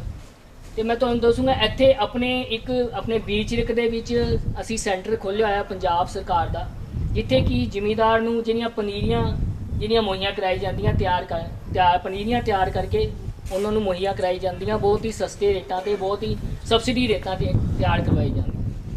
ਇੱਥੇ ਆਪਾਂ ਨੂੰ ਜਿਹੜਾ ਇੱਥੇ ਹੀ ਜਿਹੜੇ ਬੀਚਰਿਕ ਦੇ ਵਿੱਚ ਹੀ ਆਲੂਆਂ ਦਾ ਜਿਹੜਾ ਬੀਜ ਆ ਜਿਹੜਾ ਕੀ ਆ ਉਹ ਵੀ ਹਾਈ ਕੁਆਲਿਟੀ ਦਾ ਉਹ ਵੀ ਦਿੱਤਾ ਜਾਂਦਾ। ਤੇ ਜੇ ਆਪਾਂ ਹੋਰ ਗੱਲ ਕਰੀਏ ਸਹਾਇਕ ਧੰਦਿਆਂ ਦੀ ਗੱਲ ਕਰੀਏ, ਮਧੂ ਮੱਖੀਆਂ ਦਾ ਜਿਵੇਂ ਸਹਾਇਕ ਧੰਦਾ ਹੈਗਾ ਵਾ ਉਹਦੇ ਤੇ ਵੀ ਸਬਸਿਡੀ ਦਿੱਤੀ ਜਾਂਦੀ ਆ, ਜਿਹੜਾ ਕੀ ਆ 1600 ਰੁਪਇਆ ਪ੍ਰਤੀ ਬਕਸੇ ਦੇ ਹਿਸਾਬ ਨਾਲ ਆਪਾਂ ਨੂੰ ਕੋਈ ਵੀ ਨੌਜਵਾਨ ਆ ਉਹਨੂੰ ਸਬਸਿਡੀ ਦਿੱਤੀ ਜਾਂਦੀ ਆ। ਤੇ ਇੱਕ ਜਿਹੜਾ ਨੌਜਵਾਨ ਆ ਜਾਂ ਕੋਈ ਵੀ ਕਿਸਾਨ ਵੀਰ ਆ, ਸਭ ਤੋਂ ਵੱਡੀ ਸਕੀਮ ਦਾ ਇਹ ਫਾਇਦਾ ਵਾ, ਇਹਦੇ ਵਾਸਤੇ ਤੁਹਾਨੂੰ ਜ਼ਮੀਨ ਦੀ ਕੋਈ ਲੋੜ ਨਹੀਂ ਪੈਂਦੀ ਆਪਾਂ ਨੂੰ, ਠੀਕ ਹੈ ਜੀ। ਤੋ ਇਸ ਕਰਕੇ ਜੇ 1600 ਰੁਪਇਆ ਇੱਕ ਬਕਸੇ ਤੇ 50 ਬਕਸੇ ਇੱਕ ਬੰਦਾ ਲੈ ਸਕਦਾ। 80000 ਰੁਪਇਆ ਜਿਹੜੀ ਪੰਜਾਬ ਸਰਕਾਰ ਆ ਸਕੀਮ ਜਿਹੜੀ ਆ ਸਬਸਿਡੀ ਦਿੰਦੀ ਆ। ਇਸ ਤੋਂ ਇਲਾਵਾ ਜੇ ਕੋਈ ਪੋਲੀ ਹਾਊਸ ਲਾਣਾ ਚਾਹੁੰਦਾ ਉਹਦੇ ਤੇ ਵੀ 50% ਸਬਸਿਡੀ ਹੈ। ਕੋਈ ਪੈਕ ਹਾਊਸ ਲਾਣਾ ਚਾਹੁੰਦਾ ਉਹਦੇ ਤੇ ਵੀ ਜਿਹੜੀ ਆ 50% ਸਬਸਿਡੀ ਦਿੱਤੀ ਜਾਂਦੀ ਹੈ। ਇਸ ਤੋਂ ਇਲਾਵਾ ਆਪਾਂ ਜੇ ਸਪਰੇਅ ਪੰਪ ਆ, ਪਾਵਰ ਸਪਰੇਅ ਪੰਪ ਆਉਂਦੇ ਆ ਮਸ਼ੀਨੀਕਰਨ ਦੇ ਵਿੱਚ, ਜਾਂ ਪਾਵਰ ਵੀਡਰ ਗੁਡਾਈ ਦੀ ਮਸ਼ੀਨ ਆਉਂਦੀ ਆ ਜੇ ਬਾਗ ਦੇ ਵਿੱਚ ਜਾਂ ਸਬਜ਼ੀਆਂ ਦੇ ਵਿੱਚ ਕਿਸੇ ਨੇ ਕਰਨੀ ਆ, ਉਹਦੇ ਤੇ ਵੀ ਜਿਹੜੀ ਆ 50% ਸਬਸਿਡੀ ਦਿੱਤੀ ਜਾਂਦੀ ਹੈ। ਤੇ ਇਸ ਤੋਂ ਇਲਾਵਾ ਅਸੀਂ ਜਿਹੜੀ ਆ ਆਪਣਾ ਅੱਜ ਆਪਾਂ ਨੂੰ ਡਿਸਪਲੇ ਤੇ ਵੀ ਦਿੱਤੀਆਂ, ਆਪਾਂ ਸਬਜ਼ੀ ਬੀਜ ਦੀ ਮਿਨੀ ਕਿੱਟਾਂ ਆਉਂਦੀਆਂ ਹਾੜੀ ਸੋਣੀ, ਇਹ 80 ਰੁਪਏ ਦੀ ਇੱਕ ਕਿੱਟ ਆਉਂਦੀ ਆ। ਜੇ ਸਾਲ ਦੇ ਵਿੱਚ ਸਮਝੋ 160 ਰੁਪਏ ਲਾ ਕੇ ਆਪਾਂ ਇਹ ਜਿਹੜੀ ਕਿੱਟ ਆ 4 ਤੋਂ ਲੈ ਕੇ 5 ਮਰਲੇ ਤੱਕ ਆਪਾਂ ਜਿਹੜੀ ਕੀ ਆ ਆਪਣੇ ਸਬਜ਼ੀ ਬੀਜ ਸਕਦੇ ਹਾਂ। ਤੇ ਇਹ ਹਰੇਕ ਮੇਰੇ ਅੱਜ ਕੱਲ੍ਹ ਮੈਂ ਜ਼ਰੂਰ ਆਪਾਂ ਨੂੰ ਬੇਨਤੀ ਕਰੂੰਗਾ, ਇੱਕ ਕਿਸਾਨ ਵੀਰ ਨੂੰ ਤਾਂ ਜ਼ਹਿਰ ਨਹੀਂ ਖਾਣਾ ਚਾਹੀਦਾ, ਬਾਹਰੋਂ ਸਬਜ਼ੀ ਨਹੀਂ ਲੈਣੀ ਚਾਹੀਦੀ। ਆਪਣੇ ਘਰ ਵਾਸਤੇ ਦੇਖੋ ਆਪਾਂ ਕੋਈ ਵੀ ਸਬਜ਼ੀ ਆ 25-30 ਰੁਪਏ ਕਿਲੋ ਤੋਂ ਘੱਟ ਸਬਜ਼ੀ ਨਹੀਂ ਆਉਂਦੀ ਹੈਗੀ, ਕੋਈ ਵੀ ਆਪਾਂ ਇੱਕ ਡੰਗ ਦੀ ਸਬਜ਼ੀ। ਤੇ ਇਹ 4-5 ਮਰਲਿਆਂ ਵਾਸਤੇ ਆਪਾਂ ਨੂੰ ਜਿਹੜੀ ਆ ਆਪਾਂ 160 ਰੁਪਇਆ ਖਰਚ ਕਰਕੇ ਆਪਾਂ ਪੂਰਾ ਸਾਲ ਜਿਹੜੀ ਆ। ਤੇ ਕਈ ਮੈਨੂੰ ਆਉਂਦੇ ਆ ਕਹਿੰਦੇ ਜੀ ਇਹ ਤਾਂ ਪਹਿਲੇ ਤਾਂ ਫ੍ਰੀ ਦਿੰਦੀ ਹੁੰਦੀ ਸੀ ਸਰਕਾਰ, ਵੀ ਹਾਲੇ ਇਹ ਵੀ ਉਹਨਾਂ ਨੂੰ ਲੱਗਦਾ ਕਿ ਮਹਿੰਗੀ ਦਿੰਦੀ ਆ ਜਿਹੜੀ ਹੈਗੀ ਆ। ਤੇ ਇਹ ਜਿਹੜਾ 160 ਰੁਪਏ ਆਪਾਂ ਪੂਰਾ ਸਾਲ ਆਪਾਂ ਸਬਜ਼ੀ ਖਾ ਸਕਦੇ ਹਾਂ। ਤੇ ਘੱਟੋ ਘੱਟ ਘਰੇ ਖਾਣ ਵਾਸਤੇ ਜਿਹੜੇ ਫਲ ਹੈਗੇ ਨੇ, ਘਰੇ ਖਾਣ ਵਾਸਤੇ ਸਬਜ਼ੀਆਂ ਨੇ, ਉਹ ਤਾਂ ਆਪਾਂ ਨੂੰ ਜ਼ਰੂਰ ਆਪਾਂ ਨੂੰ ਲਾਉਣੇ ਚਾਹੀਦੀਆਂ। ਇਹ ਆਪਾਂ ਨੂੰ ਕਹਿੰਦੇ ਨੇ ਜੀ ਚਲੋ ਅੱਜ ਸ਼ਹੀਦੀ ਦਾ ਮਤਲਬ ਕਿ ਇਹ ਹੈਗਾ, ਇਸ ਮੌਕੇ ਤੇ ਆਪਾਂ ਨੂੰ ਇਹ ਜ਼ਰੂਰ ਅੱਜ ਤਾਂ ਪ੍ਰਣ ਕਰਨਾ ਚਾਹੀਦਾ ਕਿ ਆਪਾਂ ਘਰੇ ਖਾਣ ਵਾਸਤੇ ਸਬਜ਼ੀਆਂ ਤੇ ਫਲ ਜ਼ਰੂਰ ਲਾਈਏ। ਤੇ ਆਪਾਂ ਜਿਹੜੀਆਂ ਬਹੁਤ ਜਿਹੜੀਆਂ ਬਿਮਾਰੀਆਂ ਜੇ ਅੱਜ ਇੰਨੀਆਂ ਹੋ ਰਹੀਆਂ ਨੇ, ਜਿਹੜੇ ਯੰਗ ਬੰਦੇ ਵੀ ਜਿਹੜੇ ਕਿ ਹਾਰਟ ਅਟੈਕ ਹੋ ਰਹੇ ਨੇ, ਉਹ ਉਹਦਾ ਕਾਰਨ ਇਹ ਆ ਕਿ ਆਪਾਂ ਜ਼ਹਿਰ ਹੀ ਖਾ ਰਹੇ ਹਾਂ। ਤੋ ਇਹਨੇ ਕਹਿਣ ਦੇ ਨਾਲ ਹੀ ਤੇ ਵਾਹਿਗੁਰੂ ਜੀ ਕਾ ਖਾਲਸਾ, ਵਾਹਿਗੁਰੂ ਜੀ ਕੀ ਫਤਿਹ। ਤੇ ਸਾਰਿਆਂ ਨੂੰ ਬਹੁਤ ਬਹੁਤ ਧੰਨਵਾਦ। ਤੇ ਇਸ ਪਿੰਡ ਦਾ ਤੇ ਸਰਦਾਰ ਚਮਕੌਰ ਸਿੰਘ ਜੀ ਦਾ ਜਦੋਂ ਇਸ ਮੰਚ ਦੇ ਉੱਪਰ, ਇਸ ਸ਼ਹੀਦੀ ਦਿਹਾੜੇ ਉੱਪਰ, ਇਸ ਮੌਕੇ ਉੱਪਰ ਮੈਨੂੰ ਜਿਹੜਾ ਕੀ ਆ ਉਹਨਾਂ ਨੇ ਮੌਕਾ ਦਿੱਤਾ ਕਿ ਤੁਹਾਡੇ ਨਾਲ ਮੈਂ ਜਿਹੜੀ ਆ ਬਾਗਬਾਨੀ ਵਿਭਾਗ ਕੀ ਆ ਉਹਦੇ ਨਾਲ ਸਾਰੀ ਚੀਜ਼ਾਂ ਸਾਂਝੀਆਂ ਕਰਾਂ। ਵਾਹਿਗੁਰੂ ਜੀ ਕਾ ਖਾਲਸਾ, ਵਾਹਿਗੁਰੂ ਜੀ ਕੀ ਫਤਿਹ। ਗੱਲਾਂ ਦੱਸੀਆਂ ਇਹ ਵਾਕਈ ਸਹੀ ਗੱਲ ਆ ਕਿ ਜਿਹੜੀ ਜੇ ਸਾਡੇ ਕੋਲੇ ਸਿਹਤ ਚੰਗੀ ਆ, ਸਰੀਰ ਚੰਗੇ ਆ, ਤਾਂ ਸਾਡਾ ਦਿਮਾਗ ਵੀ ਚੰਗਾ ਹੋਊ, ਸਾਡੀ ਸੋਚ ਵੀ ਚੰਗੀ ਹੋਊ। ਕਿਸੇ ਚੀਜ਼ ਦੇ ਨਾਲ ਅਸੀਂ ਸੋਚਣਾ ਜਾਂ ਕਿਸੇ ਸਿਸਟਮ ਦੇ ਵਿਰੁੱਧ ਲੜਨ ਦੇ ਲਈ ਸਾਡਾ ਜਿਹੜਾ ਦਿਮਾਗ ਵੀ ਉਨਾ ਹੀ ਸਹੀ ਜਾਂ ਇੰਨਾ ਹੀ ਸ਼ੁੱਧ ਹੋਣਾ ਜ਼ਰੂਰੀ ਆ। ਤੇ ਇਸ ਤਰ੍ਹਾਂ ਦੇ ਮਾਹੌਲ ਦੇ ਵਿੱਚ ਅਸੀਂ ਰਹਿ ਰਹੇ ਹਾਂ ਜਿੱਥੇ ਸਿਰਫ ਤੇ ਸਿਰਫ ਕੰਪਨੀਆਂ ਨੇ ਮੁਨਾਫੇ ਦੇ ਰੂਪ ਦੇ ਵਿੱਚ ਕਮਾਏ ਜਾਣ ਵਾਲੇ ਜਿਹੜੇ ਸਾਧਨ ਢੰਗ ਵਿਕਸਿਤ ਕੀਤੇ ਨੇ, ਤੇ ਜਿਨ੍ਹਾਂ ਨਾਲ ਅਸੀਂ ਵੀ ਉਸ ਦੌੜ ਦੇ ਵਿੱਚ ਸ਼ਾਮਲ ਹੋ ਗਏ ਹਾਂ। ਅਸੀਂ ਉਸ ਕੁਦਰਤੀ ਪ੍ਰਣਾਲੀ ਤੋਂ ਟੁੱਟ ਰਹੇ ਹਾਂ ਜਾਂ ਟੁੱਟ ਚੁੱਕੇ ਹਾਂ। ਤਾਂ ਇਹ ਇੱਕ ਉਪਰਾਲਾ ਵੀ ਹੁੰਦਾ ਕਿ ਜਦੋਂ ਤੁਸੀਂ ਕੁਦਰਤੀ ਪ੍ਰਣਾਲੀ ਨਾਲ ਜੁੜਦੇ ਹੋ ਤਾਂ ਸਾਰਾ ਕੁਝ ਆਪਣੇ ਆਪ ਠੀਕ ਹੁੰਦਾ। ਤੋ ਇਹ ਗੱਲਾਂ ਚੱਲਦੀਆਂ ਰਹਿਣਗੀਆਂ। ਮੈਂ ਹੁਣ ਅੱਗੇ ਸਾਡੇ ਕੋਲੇ ਪਹੁੰਚੇ ਨੇ ਪ੍ਰਿੰਸੀਪਲ ਦਰਸ਼ਨ ਸਿੰਘ ਜੀ ਪਹੁੰਚੇ ਨੇ ਭੁਪਿੰਦਰਾ ਖਾਲਸਾ ਸਕੂਲ ਦੇ। ਉਹਨਾਂ ਦਾ ਪਹਿਲਾਂ ਜੀ ਆਇਆਂ ਵੀ ਕਰਦਾ ਮੈਂ, ਤੇ ਨਾਲ ਹੀ ਉਹਨਾਂ ਨੂੰ ਮੈਂ ਉੱਪਰ ਬੁਲਾਉਣਾ ਕਿ 2 ਮਿੰਟ ਉਹ ਵੀ ਆਪਣੇ ਵਿਚਾਰ ਸਾਡੇ ਨਾਲ ਸਾਂਝੇ ਕਰਨ। ਪ੍ਰਿੰਸੀਪਲ ਸਰਦਾਰ ਦਰਸ਼ਨ ਸਿੰਘ ਜੀ। ਪਹਿਲਾਂ ਮੈਂ ਕਈ ਵਾਰੀ ਇੱਥੋਂ ਲੰਘਿਆ, ਪਿੰਡ ਵਿੱਚ ਆਉਂਦੇ ਜਾਂਦੇ ਰਹਿੰਦੇ ਹੈਗੇ ਆ। ਪਿਛਲੇ 10-12 ਸਾਲ ਤੋਂ ਮੈਂ ਕੋਲ ਜਾਣਦੇ ਹੈਗੇ, ਮੈਨੂੰ ਸਕੂਲ ਆਉਂਦੇ ਰਹੇ ਹੈਗੇ ਆ। ਗੱਲਬਾਤ ਜਿਹੜੀ ਕਰ ਰਹੇ ਹੈਗੇ ਆ ਆਪਾਂ, ਅਸਲ 'ਚ ਦੇਸ਼ ਦੇ ਸਿਸਟਮ ਦੇ ਅਸੀਂ ਖੜ੍ਹ ਕਿੱਥੇ ਗਏ ਹੈਗੇ। ਇਹਦੇ 'ਚ ਆਪਣੇ ਖੇਤੀਬਾੜੀ ਵਿਭਾਗ ਤੋਂ ਆਏ ਨੇ, ਬੜਾ ਅੱਛਾ ਉਹਨਾਂ ਨੇ ਜਿਹੜੀ ਸਾਡੀ ਕੁਦਰਤੀ ਪ੍ਰਣਾਲੀ ਹੈਗੀ ਆ, ਜਿਹੜੇ ਆਯੁਰਵੈਦਿਕ ਵਾਲੇ ਨੇ ਜਾਂ ਨੈਚੁਰਲਪੈਥੀ ਵਾਲੇ ਨੇ ਜਾਂ ਵੈਸੇ ਵੀ ਜਿਹੜੇ ਡਾਕਟਰ ਨੇ, ਮਤਲਬ ਕਿ ਆਪਾਂ ਜਦੋਂ ਬਿਮਾਰ ਹੁੰਦੇ ਆ ਤੇ ਆਪਣਾ ਕਾਰਨ ਇਹ ਹੁੰਦਾ ਵੀ ਅਸੀਂ ਗਲਤ ਖਾ ਲਿਆ। ਸਾਡੀਆਂ ਬਿਮਾਰੀਆਂ ਦਾ ਕਾਰਨ ਇਹ ਆ ਕਿ ਅਸੀਂ ਗਲਤ ਖੁਰਾਕ ਖਾ ਰਹੇ ਹਾਂ। ਸਰ ਚਮਕੌਰ ਸਿੰਘ ਜੀ ਪਿਛਲੇ ਕਈ ਸਾਲਾਂ ਤੋਂ ਇਹ ਜਿਹੜੇ ਸਬਜ਼ੀਆਂ ਉਗਾ ਰਹੇ ਹੈਗੇ ਜਾਂ ਹੋਰ ਚੀਜ਼ਾਂ ਅਨਾਜ ਉਗਾ ਰਹੇ ਹੈਗੇ ਵੀ ਜਿਹੜੇ ਸਪਰੇਆਂ ਤੋਂ ਬਗੈਰ। ਭਗਤ ਸਿੰਘ ਦੀ ਗੱਲ ਹੋਈ ਇੱਥੇ, ਉਹਨਾਂ ਦਾ ਦਿਹਾੜਾ ਮਨਾ ਰਹੇ ਆਪਾਂ। ਤਕਰੀਬਨ 90 ਸਾਲ ਹੋ ਗਏ ਉਹਨਾਂ ਨੂੰ ਸ਼ਹੀਦ ਹੋਇਆਂ ਨੂੰ। ਹੁਣ ਜੇ ਅਸੀਂ ਆਪਣਾ ਆਲਾ ਦੁਆਲਾ ਵੇਖਦੇ ਹਾਂ, ਜੋ ਅੱਜ ਹਾਲਾਤ ਚੱਲਦੇ ਪਏ ਨੇ, ਵੀ ਮੈਨੂੰ ਇਹ ਲੱਗਦਾ ਕਿ ਜਿੱਥੇ ਉਹ ਭਗਤ ਸਿੰਘ ਉਹਨਾਂ ਨੇ ਸ਼ੁਰੂ ਕੀਤਾ ਸੀ ਕੰਮ, ਉੱਥੇ ਹੀ ਫਿਰ ਪਹੁੰਚ ਗਿਆ ਸੀ। ਜਦੋਂ ਦੇਸ਼ ਆਜ਼ਾਦ ਹੋਇਆ, ਲੋਕਾਂ ਨੂੰ ਬਹੁਤ ਸੀਗਾ ਵੀ ਸਾਡਾ ਮੁਲਕ ਆਜ਼ਾਦ ਹੋ ਗਿਆ ਹੈਗਾ ਤੇ ਅਸੀਂ ਹੁਣ ਆਪਣੀ ਮਰਜ਼ੀ ਨਾਲ ਮਤਲਬ ਕਿ ਜੀ ਸਕਾਂਗੇ, ਸ਼ਾਇਦ ਸਾਡਾ ਕੋਈ ਸੁਧਾਰ ਹੋ ਜੇ, ਸਾਡੀਆਂ ਆਉਣ ਵਾਲੀਆਂ ਨਸਲਾਂ ਦਾ ਇਹ ਜਿਹੜੇ ਅਸੀਂ ਸੰਤਾਪ ਭੋਗਿਆ ਹੈਗਾ, ਇੰਨੇ ਲੋਕਾਂ ਨੇ ਸ਼ਹੀਦੀਆਂ ਪ੍ਰਾਪਤ ਕੀਤੀਆਂ ਹੈਗੀਆਂ, ਉਹਦਾ ਸ਼ਾਇਦ ਸਾਨੂੰ ਕੋਈ ਮਤਲਬ ਕਿ ਸੁੱਖ ਪ੍ਰਾਪਤ ਹੋਏ। ਪਰ ਥੋੜ੍ਹੇ ਸਾਲਾਂ ਬਾਅਦ ਹੀ, ਮਤਲਬ ਕਿ 1970 ਤੋਂ ਬਾਅਦ ਹੀ ਮਤਲਬ ਕਿ ਲੋਕਾਂ ਨੇ ਮਹਿਸੂਸ ਕਰਨ ਲੱਗੇ ਸੀਗੇ, ਜਿਹੜਾ ਕਿ ਹੁਣ ਰੀਸੈਂਟਲੀ ਪਿਛਲੇ 6-7 ਸਾਲ ਤੋਂ ਜਿਹੜੀ ਸਰਕਾਰ ਹੁਣ ਚੱਲਦੀ ਪਈ ਆ, ਉਹਨਾਂ ਨੇ ਇਹੋ ਜਿਹਾ ਪੁੱਠਾ ਗੇੜਾ ਦਿੱਤਾ ਹੈਗਾ ਕਿ ਲੋਕ ਇਹ ਕਹਿਣ 'ਤੇ ਮਜਬੂਰ ਹੋ ਗਏ ਆ ਕਿ ਇਹਦੇ ਨਾਲੋਂ ਅੰਗਰੇਜ਼ ਚੰਗੇ ਸੀਗੇ। ਇੰਨੀ ਜਾਤੀ ਲੋਕਾਂ ਨਾਲ ਕਦੇ ਵੀ ਨਹੀਂ ਹੋਈ ਇਤਿਹਾਸ ਦੇ ਵਿੱਚ। ਵੀ 3 ਮਹੀਨੇ ਤੋਂ ਉੱਪਰ ਹੋ ਗਿਆ ਟਾਈਮ ਅੰਦੋਲਨ ਚੱਲਦਾ ਹੋਵੇ, ਅਸੀਂ ਯੂਨੀਅਨ 'ਚ ਹੀ ਕੰਮ ਕੀਤਾ ਹੈਗਾ, ਬਹੁਤ ਸਰਕਾਰਾਂ ਦੇਖੀਆਂ ਹੈਗੀਆਂ ਨੇ, ਕੋਈ ਜਥੇਬੰਦੀ ਕੋਈ ਵੀ ਆਪਣੀਆਂ ਮੰਗਾਂ ਪ੍ਰਤੀ, ਆਪਣੀਆਂ ਸਮੱਸਿਆਵਾਂ ਪ੍ਰਤੀ ਸਰਕਾਰ ਨੂੰ ਮੈਮੋਰੰਡਮ ਦਿੰਦੀ ਸੀ ਜਾਂ ਉਹਨੂੰ ਕੋਈ ਬਿਆਨ ਆਉਂਦਾ ਸੀਗਾ ਕਿਸੇ ਜਥੇਬੰਦੀ ਦਾ, ਤਾਂ ਸਰਕਾਰ ਤੁਰੰਤ ਨੋਟਿਸ ਲੈਂਦੀ ਸੀਗੀ, ਉਹਨੂੰ ਜਥੇਬੰਦੀਆਂ ਨੂੰ ਬੁਲਾ ਕੇ ਉਹਨਾਂ ਨਾਲ ਗੱਲ ਕਰਦੀ ਸੀ, ਦੱਸੋ ਤੁਹਾਨੂੰ ਕੀ ਤਕਲੀਫ ਆ। ਕੋਸ਼ਿਸ਼ ਕਰਦੀ ਸੀਗੀ ਮਤਲਬ ਕਿ ਵੀ ਪਿਛਲੇ ਸਮੇਂ 'ਚ ਜੋ ਵੀ ਮਤਲਬ ਕਿ ਪਿਛਲੇ 15-20 ਸਾਲ ਪਹਿਲਾਂ ਤੱਕ ਇਸ ਤਰ੍ਹਾਂ ਵਾਤਾਵਰਨ ਸੀਗਾ। ਹੁਣ ਅਸੀਂ ਮਤਲਬ ਕਿ ਕੀ ਹੋ ਗਿਆ ਪਤਾ ਨਹੀਂ, ਸਮਝ ਤੋਂ ਬਾਹਰ ਆ ਵੀ ਵੋਟਾਂ ਲੈਣੀਆਂ ਨੇ ਲੋਕਾਂ ਤੋਂ, ਅਸੀਂ ਉਹਨਾਂ ਦੀ ਪਰਵਾਹ ਹੀ ਨਹੀਂ ਕਰ ਰਹੇ। ਇੰਨੇ ਲੋਕ ਮਰ ਗਏ ਹੈਗੇ, 300 ਤੋਂ ਉੱਪਰ ਲੋਕ ਉੱਥੇ ਸ਼ਹੀਦ ਹੋ ਗਏ ਆ, ਉਹ ਸਾਨੂੰ ਹੁੰਦਾ ਕੋਈ ਮਤਲਬ ਕਿ ਸਾਡੇ ਕੰਨ ਤੇ ਜੂ ਨਹੀਂ ਸਰਕ ਰਹੀ ਹੈਗੀ। ਸ਼ੁਰੂ ਤੋਂ ਹੀ ਕਾਰਪੋਰੇਟ ਚਲਾ ਰਿਹਾ ਹੈਗਾ ਇਸ ਦੇਸ਼ ਨੂੰ। ਕਾਂਗਰਸ ਦੇ ਟਾਈਮ ਤੋਂ ਵੀ ਇਹੀ ਸੀਗਾ, ਪਰ ਉਹ ਥੋੜਾ ਬੜਾ ਮੋਟਾ ਲੋਕਾਂ ਦਾ ਵੀ ਖਿਆਲ ਰੱਖਦੇ ਸੀ। ਇਹ ਮਤਲਬ ਕਿ ਇਹ ਸਰਕਾਰ ਜਿਹੜੀ ਹੈ ਨੰਗੀ ਚਿੱਟੀ ਮਤਲਬ ਕਿ ਕਾਰਪੋਰੇਟ ਦੇ ਹੱਕ 'ਚ ਮਤਲਬ ਕਿ ਵੀ ਸਾਨੂੰ ਕੋਈ ਪਰਵਾਹ ਨਹੀਂ ਹੈਗੀ, ਮਤਲਬ ਕਿ ਉਹ ਬੰਦੇ ਦੋ ਨਾਰਾਜ਼ ਨਹੀਂ ਹੋਣੇ ਚਾਹੀਦੇ, ਬਾਕੀ ਦੁਨੀਆ ਸਾਰੀ ਮਰਦੀ ਮਰ। ਪਹਿਲਾਂ ਲੋਕਾਂ ਨੂੰ ਧਰਮ ਦੇ ਨਾਂ 'ਤੇ ਬੇਵਕੂਫ ਬਣਾਇਆ, ਜਾਤੀ ਦੇ ਨਾਂ 'ਤੇ ਬੇਵਕੂਫ ਬਣਾਇਆ, ਇਹ ਪਾਕਿਸਤਾਨ ਆ ਜੀ, ਇਹ ਮੁਸਲਮਾਨ ਜੀ, ਹਿੰਦੂ, ਇਹ ਕਰਕੇ ਰੌਲਾ ਪਾ ਕੇ ਸਰਕਾਰ ਬਣਾ ਲਈ। ਏਜੰਡਾ ਉਹਨਾਂ ਦਾ ਹੋਰ ਸੀਗਾ, ਰਸਤਾ ਉਹਨਾਂ ਨੇ ਹੋਰ ਅਖਤਿਆਰ ਕੀਤਾ। ਇਹ ਬੜਾ ਲੰਮਾ ਚੌੜਾ ਵਿਸ਼ਾ ਪਾ, ਇਸ 'ਤੇ ਗੱਲ ਆਪਾਂ ਬੜੀ ਲੰਬੀ ਚੌੜੀ ਨਾ ਕਰੀਏ। ਮੈਂ ਸਿਰਫ ਜਿਹੜੀ ਆਪਣੀ ਖਾਦ ਖੁਰਾਕ ਹੈਗੀ ਆ, ਜਿਹੜਾ ਇਹ ਉਪਰਾਲਾ ਸਰ ਚਮਕੌਰ ਸਿੰਘ ਜੀ ਕਰ ਰਹੇ ਹੈਗੇ ਆ। ਮੇਰਾ ਪਿਛੋਕੜ ਵੀ ਪਿੰਡੂ ਹੀ ਆ, ਮੈਂ ਮਤਲਬ ਕਿ 40 ਸਾਲ ਤੋਂ ਮੋਗੇ ਰਹਿ ਰਿਹਾ ਹੈਗਾ, ਔਰ ਮੈਨੂੰ ਯਾਦ ਆ ਕਿ ਹਰੇਕ ਜ਼ਿਮੀਂਦਾਰ ਪਿੰਡ ਦੇ ਵਿੱਚ ਹਰ ਇੱਕ ਚੀਜ਼ ਬੀਜਦਾ ਸੀ। ਉਹ ਕਮਾਦ ਵੀ ਬੀਜਦਾ ਸੀ ਗੁੜ ਬਣਾਉਣ ਵਾਸਤੇ, ਹਰ ਇੱਕ, ਚਾਹੇ ਉਹਦੇ ਕੋਲ 2 ਕਿੱਲੇ ਜ਼ਮੀਨ ਆ, ਚਾਹੇ 10 ਕਿੱਲੇ ਆ, ਚਾਹੇ 20 ਕਿੱਲੇ ਆ। ਸਬਜ਼ੀ ਵੀ ਆਪਦੀ ਬੀਜਦਾ ਸੀ, ਉਹ ਪੱਠੇ ਵੀ ਆਪਦੇ ਬੀਜਦਾ ਸੀ, ਪਸ਼ੂ ਵੀ ਰੱਖੇ ਸੀ ਉਹਦੇ, ਦੁੱਧ ਵੀ ਉਹਦਾ ਘਰ ਦਾ ਸੀ, ਸਾਰਾ ਕੁਛ ਮਤਲਬ ਕਿ ਆਤਮ ਨਿਰਭਰ ਸੀ। ਹੁਣ ਬਾਜ਼ਾਰ ਜਾਣ ਦੀ ਕੋਈ ਬੜੀ ਲੋੜ ਨਹੀਂ ਸੀ ਪੈਂਦੀ। ਹੁਣ ਇਹ ਦੇਖਦੇ ਸ਼ਹਿਰ ਦੇ ਵਿੱਚ 20 ਕਿੱਲੇ ਦਾ ਮਾਲਕ ਜ਼ਿਮੀਂਦਾਰ ਸਕਾਰਪੀਓ ਤੇ ਹੁੰਦਾ, ਸਬਜ਼ੀ ਵਾਲੀ ਦੁਕਾਨ ਤੇ ਉੱਥੇ ਖੜਾ ਹੁੰਦਾ, ਉੱਥੋਂ ਸਬਜ਼ੀ ਲੈਂਦਾ। ਜਿਹੜੀ ਉਹ ਆਪਣੇ ਜਿਹੜੇ ਬਿਹਾਰੀ ਲੋਕ ਨੇ ਜਾਂ ਦੂਜੇ ਬਾਹਰੋਂ ਆ ਕੇ ਉਹਨਾਂ ਨੇ ਉੱਥੇ ਸਪਰੇਆਂ ਪਾ ਕੇ ਉਗਾਈ ਹੋਈ ਹੈ। ਸਾਡੀ ਹਾਲਤ ਇੰਨੀ ਮਾੜੀ ਹੋ ਗਈ ਹੈ। ਸਾਨੂੰ ਇਹੋ ਜਿਹੀ ਚਾਰਟ ਤੇ ਲਾਤਾ ਹੈਗਾ ਸਿਸਟਮ ਨੇ, ਖਾਣ ਪੀਣ ਸਾਡਾ ਵਿਗਾੜਤਾ। ਅਸੀਂ ਕੀ ਖਾਣਾ ਕਦੋਂ ਖਾਣਾ ਸਾਡਾ ਕੋਈ ਟਾਈਮ ਨਹੀਂ ਖਾਣ ਦਾ। ਜਦੋਂ ਮਰਜ਼ੀ ਅਸੀਂ ਖਾਈ ਜਾਂਦੇ ਹਾਂ, ਨਾ ਸਾਡਾ ਖਾਣ ਦਾ ਟਾਈਮ, ਨਾ ਹੀ ਖਾਣਾ ਕੀ ਹੈ। ਜਿੰਨਾ ਪ੍ਰੋਸੈਸ ਫੂਡ ਆ ਬਾਜ਼ਾਰ ਦੇ ਵਿੱਚ ਬਣਦਾ, ਬੰਦੇ ਦੀਆਂ ਜਿਹੜੀਆਂ ਜ਼ਰੂਰਤਾਂ ਨੇ 2 ਟਾਈਮ ਦੀ ਹੀ ਰੋਟੀ, ਮਤਲਬ ਕਿ ਪਰਮਾਤਮਾ ਤੋਂ ਮੰਗਦੇ ਹੈਗੇ ਵੀ 2 ਟਾਈਮ ਹੀ ਰੋਟੀ ਖਾਣੀ ਹੈਗੀ ਆ, ਪਰ ਅਸੀਂ ਤੁਸੀਂ ਦੇਖੋ ਮਤਲਬ ਕਿ ਤਕਰੀਬਨ 3 ਵਾਰੀ ਰੋਟੀ ਖਾਂਦੇ ਹੈਗੇ ਆ, ਜਦੋਂ ਕਿ ਜ਼ਰੂਰਤ 2 ਟਾਈਮ ਤੇ ਹੈ। ਤੇ ਭੋਜਨ ਹੀ ਕਿਹੜਾ ਖਾ ਰਹੇ ਆ, ਮਤਲਬ ਕਿ ਪੱਕਿਆ ਹੋਇਆ ਸਾਰਾ।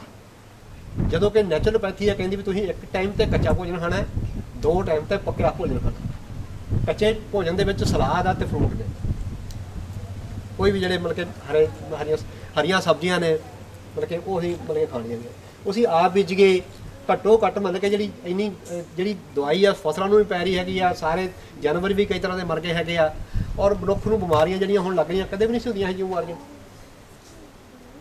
ਜਿੰਨਾ ਪ੍ਰੋਸੈਸ ਫੂਡ ਆ, ਚਾਹੇ ਉਹ ਫੈਕਟਰੀ 'ਚ ਬਣਿਆ, ਚਾਹੇ ਉਹ ਹਲਵਾਈ ਦੀ ਦੁਕਾਨ ਤੇ ਬਣਿਆ, ਚਾਹੇ ਉਹ ਡੱਬਾ ਬੰਦ ਆ, ਚਾਹੇ ਉਹ ਬੋਤਲ ਬੰਦ ਆ, ਉਹ ਸਾਡੇ ਖਾਣ ਵਾਲਾ ਨਹੀਂ ਹੈ। ਚਾਹੇ ਉਹ ਬਿਸਕੁਟ ਹੈ, ਚਾਹੇ ਉਹ ਕੋਕ ਹੈ, ਚਾਹੇ ਕੁਝ ਵੀ ਹੈਗਾ, ਉਹ ਬਿਲਕੁਲ ਖਾਣ ਵਾਲੇ ਸਾਰੇ ਬਿਮਾਰ ਕਰਨ ਵਾਲੇ ਨੇ। ਮੈਂ ਤਾਂ ਇਹ ਕਹੂੰਗਾ ਕਿ ਮਤਲਬ ਕਿ ਹਿੰਦੁਸਤਾਨ ਦੇ ਵਿੱਚ 2 ਸਿਸਟਮ ਚੱਲਦੇ ਨੇ, ਯਾਨੀ ਕਿ 2 ਭਰਾ ਨੇ। ਇੱਕ ਭਰਾ ਨੇ ਇਹ ਠੇਕਾ ਲਿਆ ਵੀ ਲੋਕਾਂ ਨੂੰ ਬਿਮਾਰ ਕਰਨਾ ਹੈ, ਉਹਨੂੰ ਉਹ ਚੀਜ਼ਾਂ ਖਵਾਉਣੀਆਂ ਨੇ ਜਿਹਦੇ ਨਾਲ ਲੋਕ ਬਿਮਾਰ ਹੋਣ। ਅਸੀਂ ਵਿਆਹਾਂ ਸ਼ਾਦੀਆਂ ਦੇ ਜਿਹੜਾ ਖਾਂਦੇ ਆ, ਮਤਲਬ ਕਿ ਤੁਸੀਂ 50 ਸਾਲ ਪਹਿਲਾਂ ਦੇਖੋ ਵੀ ਵਿਆਹ ਕਿਸ ਤਰ੍ਹਾਂ ਹੁੰਦੇ ਸੀਗੇ, ਪੰਗਤਾਂ 'ਚ ਬੈਠ ਕੇ ਤੇ ਘਰੇ ਬਣਾਉਂਦੇ ਸੀਗਾ, ਉਹ ਨਾਈ ਆਉਂਦਾ ਸੀਗਾ, ਉਹ ਮਤਲਬ ਕਿ ਸਬਜ਼ੀ ਬਣਾ ਲਈ ਤੇ ਫੁਲਕੇ ਨਾਲ ਪ੍ਰਸ਼ਾਦ ਬਣਾ ਲਿਆ, ਖਾ ਲੈਂਦੇ ਸੀਗੇ। ਹੁਣ ਕਿੰਨਾ ਕੁਛ ਮਤਲਬ ਕਿ ਵਿਆਹਾਂ ਸ਼ਾਦੀਆਂ ਦੇ ਪੈਲਸਾਂ 'ਚ ਸਾਰਾ ਬਿਮਾਰ ਕਰਨ ਵਾਲਾ ਟੋਟਲ A to Z, ਕਿਹੜੇ ਉਹ ਮਸਾਲੇ, ਕਿਹੜੇ ਉਹ ਘਿਓ ਜੋ ਪਾਉਂਦੇ ਸਾਰੇ ਬਿਮਾਰ ਕਰਦੇ। ਇੱਕ ਜਿਹੜਾ ਆਦਮੀ ਹੈ ਉਹ ਇਹ ਚੀਜ਼ ਸਮਾਨ ਵੇਚ ਰਿਹਾ ਜਿਹਦੇ ਨਾਲ ਲੋਕ ਬਿਮਾਰ ਹੋਣ, ਦੂਜੇ ਨੇ ਦਵਾਈਆਂ ਦੀਆਂ ਫੈਕਟਰੀਆਂ ਲਾਈਆਂ, ਉਹ ਦਵਾਈਆਂ ਵੇਚ ਰਿਹਾ। ਤੇ ਜੇ ਮਨੁੱਖ ਆਪਦਾ ਖਾਣ ਪੀਣ ਸੁਧਾਰ ਲੈ, ਮੈਂ ਗਰੰਟੀ ਦਿੰਦਾ ਕਿ ਉਹਨੂੰ ਕਿਸੇ ਡਾਕਟਰ ਕੋਲ ਜਾਣ ਦੀ ਲੋੜ, ਕਿਸੇ ਡਾਕਟਰ ਕੋਲ ਜਾਣ ਦੀ ਲੋੜ। ਸਾਡੇ ਖਾਣ ਪੀਣ ਕਰਕੇ ਜੇ ਅਸੀਂ ਗਲਤ ਖਾ ਲਿਆ ਤੇ ਉਹਦੇ ਨਾਲ ਹੀ ਬਿਮਾਰ ਹੋਣਾ। ਟੱਟੀਆਂ, ਉਲਟੀਆਂ, ਜ਼ੁਕਾਮ, ਬੁਖਾਰ, ਇਹਨੂੰ ਬਿਮਾਰੀ ਨਹੀਂ ਕਹਿੰਦੇ ਨੈਚੁਰਲਪੈਥੀ ਵਾਲੇ, ਬਿਮਾਰੀ ਨਹੀਂ ਹੈ। ਜ਼ੁਕਾਮ ਲੱਗ ਗਿਆ ਤੁਸੀਂ ਦਵਾਈ ਲੈ ਲਓ, ਹਫ਼ਤਾ ਲੱਗ ਜਾਣਾ, ਦਵਾਈ ਨਾ ਲਓ ਤਾਂ ਵੀ ਹਫ਼ਤਾ। ਟੱਟੀਆਂ ਉਲਟੀਆਂ ਜਿਹੜੀਆਂ ਲੱਗਦੀਆਂ ਨੇ ਉਹ ਸਾਡੇ ਪੇਟ 'ਚ ਗਲਤ ਚੀਜ਼ ਚਲੇਗੀ, ਉਹਨੂੰ ਸਫਾਈ ਵਾਸਤੇ ਕੁਦਰਤ ਨੇ ਸਾਡਾ ਸਿਸਟਮ ਇਹੋ ਜਿਹਾ ਬਣਾਇਆ ਕਿ ਉਹਨੂੰ ਸਫਾ ਕਰਨਾ ਹੈਗਾ, ਅਸੀਂ ਉਹ ਦਵਾਈ ਲੈ ਕੇ ਉਹਨੂੰ ਰੋਕਦੇ। ਕਿਸੇ ਨੂੰ ਗੋਡਿਆਂ ਦੀ ਕੋਈ ਤਕਲੀਫ ਨਹੀਂ ਹੋਈ, ਹੱਡੀਆਂ ਦੀ ਕੋਈ ਤਕਲੀਫ ਨਹੀਂ ਹੋਈ, ਇਹ ਕਿਹਨੇ ਕੀਤੀ ਆ? ਇੱਕ ਖੰਡ ਨੇ, ਇੱਕ ਰਿਫਾਈਨਡ। ਖੰਡ ਖਾਣ ਵਾਲੀ ਨਹੀਂ ਹੈਗੀ ਜੀ, ਨਾ ਰਿਫਾਈਨਡ ਜਿਹੜੇ ਨੇ ਕੋਈ ਮਤਲਬ ਕਿ ਜਾਂ ਦੇਸੀ ਘਿਓ ਆ, ਸਾਡੇ ਘਰੇ ਬੰਦਾ ਮਤਲਬ ਕਿ ਪਸ਼ੂ ਰੱਖੇ ਹੁਣ, ਦੇਸੀ ਘਿਓ ਤੇ ਸਰੋਂ ਦਾ ਤੇਲ 2 ਹੀ ਇਹ ਖਾਣ ਵਾਲੇ ਹੈਗੇ ਨੇ, ਬਾਕੀ ਕੋਈ ਵੀ ਰਿਫਾਈਨਡ ਕਿਸ ਤਰ੍ਹਾਂ ਦਾ ਤੇਲ ਖਾਂਦਾ। ਸੋ ਮਤਲਬ ਕਿ ਆਪਾਂ ਘੱਟੋ ਘੱਟ ਜਿਹੜਾ ਮੈਂ ਸਮਝਦਾ ਕਿ ਦਿਮਾਗ ਜਿਹੜਾ ਪਿੰਡਾਂ 'ਚ ਆ, ਸ਼ਹਿਰੀ ਲੋਕਾਂ ਕੋਲ ਨਾ ਇਹਨਾਂ ਟਾਈਮ ਹੁੰਦਾ, ਨਾ ਹੀ ਉਹਨਾਂ ਕੋਲ ਉਹ ਸਿਰਫ ਮਤਲਬ ਕਿ ਉਹਨਾਂ ਦਾ ਮਤਲਬ ਕਿ ਇੱਕ ਹੀ ਏਜੰਡਾ ਹੁੰਦਾ, ਨਾ ਉਹਨਾਂ ਕੋਲ ਸੋਚਣ ਦਾ ਟਾਈਮ ਹੁੰਦਾ। ਪਿੰਡਾਂ ਦੇ ਲੋਕ ਮੈਂ ਸਮਝਦਾ ਕਿ ਜਿਹੜੇ ਖੇਤੀਬਾੜੀ ਨਾਲ ਜੁੜੇ ਹੋਏ ਆ, ਦਿਮਾਗ ਉਹਨਾਂ ਕੋਲ ਹੈ, ਉਹ ਕੁਦਰਤ ਦੇ ਨਾਲ ਜੁੜੇ ਹੋਏ ਆ ਸਿੱਧੇ, ਤੇ ਉਹ ਯਤਨ ਕਰ ਸਕਦੇ ਹੈਗੇ ਆ ਮਤਲਬ ਕਿ ਆਪਾਂ ਇਹ ਸਰਕਾਰਾਂ ਤੇ ਨਿਰਭਰਤਾ ਘਟੇ। ਜਿਹੜੀਆਂ ਚੀਜ਼ਾਂ ਹੁਣ ਜ਼ਿਮੀਂਦਾਰਾਂ ਦੀਆਂ ਸਮੱਸਿਆ ਜਿਹੜੀਆਂ ਹੈਗੀਆਂ ਨੇ ਮਤਲਬ ਕਿ ਆ ਰਹੀਆਂ ਨੇ ਕਿਸਾਨ ਨੂੰ, ਅਸੀਂ ਕੀ ਕਰੀਏ ਕਿ ਅਸੀਂ ਘੱਟ ਤੋਂ ਘੱਟ ਬਾਜ਼ਾਰ ਤੇ ਨਿਰਭਰ ਕਰੀਏ। 60-70 ਸਾਲ ਪਹਿਲਾਂ ਜਦੋਂ ਲੋਕ ਚਾਹ ਵੀ ਨਹੀਂ ਸੀ ਪੀਂਦੇ, ਸਾਡੇ ਪਿੰਡ ਜਿਹੜੇ ਆਤਮ ਨਿਰਭਰ ਸੀਗੇ, ਹਰ ਇੱਕ ਚੀਜ਼ ਸਾਨੂੰ ਪਿੰਡ 'ਚ ਉਪਲਬਧ ਸੀ। ਫਸਲਾਂ, ਰੋਟੀ ਪਾਣੀ ਹੀ ਪਿੰਡ 'ਚ, ਅਨਾਜ ਪੈਦਾ ਹੁੰਦਾ ਸੀਗਾ, ਮਤਲਬ ਕਿ ਕੱਪੜਾ ਬੁਣਨ ਵਾਲੇ ਜ਼ਿਲ੍ਹੇ ਪਿੰਡ ਸੀਗੇ, ਮੋਚੀ ਜੁੱਤੀਆਂ ਬਣਾਉਂਦਾ ਸੀਗਾ ਪਿੰਡ। ਇੱਕ ਨੂਣ ਸੀ ਜਿਹੜਾ ਸਿਰਫ ਸਾਨੂੰ ਬਾਜ਼ਾਰੋਂ ਲੈਣਾ ਪੈਂਦਾ ਸੀਗਾ, ਉਸ ਤੋਂ ਬਾਅਦ ਜਦੋਂ ਚਾਹ ਪੀਣ ਲੱਗੇ ਤੇ ਪੱਤੀ ਲੈਣੀ ਪੈ ਗਈ। ਇਹ ਚੀਜ਼ਾਂ ਸਾਨੂੰ ਖਰੀਦਣੀਆਂ ਪੈਂਦੀਆਂ। ਪਿੰਡ ਕਿਸੇ ਵੇਲੇ ਮਤਲਬ ਕਿ ਤੁਸੀਂ 70-80 ਸਾਲ ਪਹਿਲਾਂ ਜਾਂ ਤੋਂ ਪਹਿਲਾਂ ਪਿੰਡ ਆਤਮ ਨਿਰਭਰ ਹੁੰਦੇ ਸੀਗੇ, ਪਿੰਡ ਨੂੰ ਕਿਤੇ ਜਾਣ ਦੀ ਲੋੜ ਨਹੀਂ ਪੈਂਦੀ। ਹੁਣ ਅਸੀਂ ਇੰਨਾ ਹੀ ਨਿਰਭਰ ਕਰ ਗਏ ਹਾਂ ਬਾਜ਼ਾਰ ਤੇ, ਠੀਕ ਹੈ, ਗੈਸ ਤੇ ਕਰ ਲਿਆ ਹੈਗਾ। ਹੁਣ ਗੈਸ ਤੇ ਸਾਨੂੰ ਹੋ ਗਿਆ, ਅੱਗੇ ਰੀਸਾਈਕਲ ਸੀਗਾ ਵੀ ਦਰਖਤ ਅਸੀਂ ਸਿਆਲਾਂ ਹੀ ਛਾਂਗ ਦਿੰਦੇ ਸੀ, ਉਹਨਾਂ ਦਾ ਅਸੀਂ ਬਾਲਣ ਸਾਰਾ ਸਾਲ ਯੂਜ਼ ਕਰਦੇ ਸੀ। ਡੰਗਰਾਂ ਦਾ ਗੋਹਾ ਸੀ, ਉਹ ਸੀ ਮਤਲਬ ਕਿ ਉਹ ਪਾਥੀਆਂ ਦੀ ਜਿਹੜੀ ਸੁਆਹ ਸੀਗੀ ਉਹ ਕੱਦੂਆਂ ਦੀਆਂ ਬੱਲਾਂ ਦੇ ਉੱਤੇ ਛਿੜਕ ਦਿੰਦੇ ਸੀ, ਉਹਨੂੰ ਮਤਲਬ ਕਿ ਸਪਰੇਅ ਕਰਨ ਦੀ ਲੋੜ ਨਹੀਂ ਪੈਂਦੀ ਸੀ, ਕੁਦਰਤੀ ਸੀਗਾ। ਉਹ ਸਰਕਲ ਹੀ ਸਾਰਾ ਉਹ ਤੋੜਤਾ, ਮਤਲਬ ਕਿ ਦਰਖਤ ਅਸੀਂ ਸਾਰੇ ਕੱਟਤੇ, ਗੈਸ ਅਸੀਂ ਇਸਤੇਮਾਲ ਕਰਨ ਲੱਗ ਗਏ। ਉਹ ਕਿੰਨਾ ਕੁ ਚਿਰ ਚੱਲੂਗੀ? ਹੁਣ ਤੁਹਾਡੇ ਸਾਹਮਣੇ ਹੀ ਆ ਵੀ ਆਪਦੀ ਮਰਜ਼ੀ ਨਾਲ ਰੇਟ ਲੈਣਗੇ, ਜਿਹਦੀ ਸਾਨੂੰ ਜਿਵੇਂ ਪਿੰਡਾਂ ਦੇ ਵਿੱਚ ਹੁੰਦਾ ਸੀ, ਮਤਲਬ ਕਿ ਅੱਜ ਤੋਂ ਤੁਸੀਂ ਦੇਖੋ ਕਈ ਸਾਲ ਪਹਿਲਾਂ ਕੋਈ ਇੱਕ ਅੱਧਾ ਬੰਦਾ ਨਸ਼ਾ ਕਰਦਾ ਸੀ ਪਿੰਡ 'ਚ, ਫੀਮ ਖਾਂਦਾ ਹੁੰਦਾ ਸੀ, ਉਹਨੇ ਕਿਸੇ ਜਵਾਕ ਨੂੰ ਵਿਗਾੜਨਾ ਹੈ ਤੇ ਉਹਨੂੰ 10-15 ਦਿਨ ਮੂਹਰੋਂ ਆਪਦੇ ਕੋਲੋਂ ਫੋਣੀ ਗਈ। ਹਾਂ, ਉਹ ਸਾਡੇ ਨਾਲ ਸਿਸਟਮ ਨੇ ਕੀਤਾ ਹੈਗਾ। ਸੋ ਮੈਂ ਬਹੁਤਾ ਸਮਾਂ ਨਹੀਂ ਲੈਂਦਾ, ਤੁਸੀਂ ਸਾਰੇ ਸਿਆਣੇ ਬੈਠੇ ਹੋ। ਇਹ ਤਾਂ ਪਿੰਡ ਸਾਰੇ ਬੜੇ ਆਰਾਮ ਬਦੂ ਪਿੰਡ ਨੇ ਸਾਰੇ, ਜਿਹੜੇ ਘੋੜੀਆਂ ਸਾਰੇ ਬਣ ਕੇ ਬੜੇ ਐਡਵਾਂਸ ਨੇ, ਬੜਾ ਲੰਬਾ ਚੌੜਾ ਇਤਿਹਾਸ ਇਹਨਾਂ ਦਾ। ਤੇ ਆਪਾਂ ਕੋਸ਼ਿਸ਼ ਕਰੀਏ ਕਿ ਮਤਲਬ ਕਿ ਨਿਰਭਰਤਾ ਜਿਹੜੀ ਹੈਗੀ ਹੈ ਬਾਜ਼ਾਰ ਤੇ ਸਾਡੀ ਘਟੇ, ਤਾਂ ਸਾਡੀਆਂ ਸਮੱਸਿਆਵਾਂ ਮਤਲਬ ਕਿ ਜਿਹੜੀਆਂ ਹੈਗੀਆਂ ਉਹ ਹੱਲ ਹੋਣਗੀਆਂ। ਬਹੁਤ ਬਹੁਤ ਧੰਨਵਾਦ ਤੁਹਾਡਾ। ਵਾਹਿਗੁਰੂ ਜੀ ਕਾ ਖਾਲਸਾ। ਇੰਡੀਆ ਕੰਪਨੀ ਦੇ ਆਉਣ ਤੋਂ ਵੀ ਪਹਿਲਾਂ ਇੱਕ ਅੰਗਰੇਜ਼ ਆਇਆ, ਉਹਦਾ ਨਾਮ ਸਟੀਫਨ ਸੀਗਾ। ਉਹਨੂੰ ਜਦੋਂ ਪੁੱਛਿਆ ਗਿਆ ਵੀ ਤੁਸੀਂ ਭਾਰਤ ਦੇ ਵਿੱਚ ਕੀ ਕਰਨ ਗਏ ਆ ਜਾਂ ਤੁਹਾਨੂੰ ਕਿਉਂ ਲੋੜ ਪਈ, ਤਾਂ ਉਹ ਮਸਾਲਿਆਂ ਦੀ ਖੋਜ ਵਿੱਚ ਆਇਆ ਸੀਗਾ ਕਿ ਭਾਰਤ ਜਿਹੜਾ ਦੇਸ਼ ਸੀਗਾ, ਭਾਰਤ ਦੇ ਵਿੱਚ ਹਰ ਤਰ੍ਹਾਂ ਦੇ ਮਸਾਲੇ, ਹਰ ਤਰ੍ਹਾਂ ਦੀਆਂ ਜਿਹੜੀਆਂ ਉਪਲਬਧ ਸੀਗੀਆਂ, ਉਸ ਤਰ੍ਹਾਂ ਦਾ ਵਾਤਾਵਰਨ ਸੀ। ਤੇ ਉਹ ਮਸਾਲਿਆਂ ਦੀ ਖੋਜ ਦੇ ਲਈ ਜਾਂ ਮਸਾਲਿਆਂ ਨੂੰ ਦੇਖਣ ਦੇ ਲਈ ਇਸ ਦੇ ਰੂਪ ਦੇ ਵਿੱਚ ਆਇਆ ਸੀਗਾ।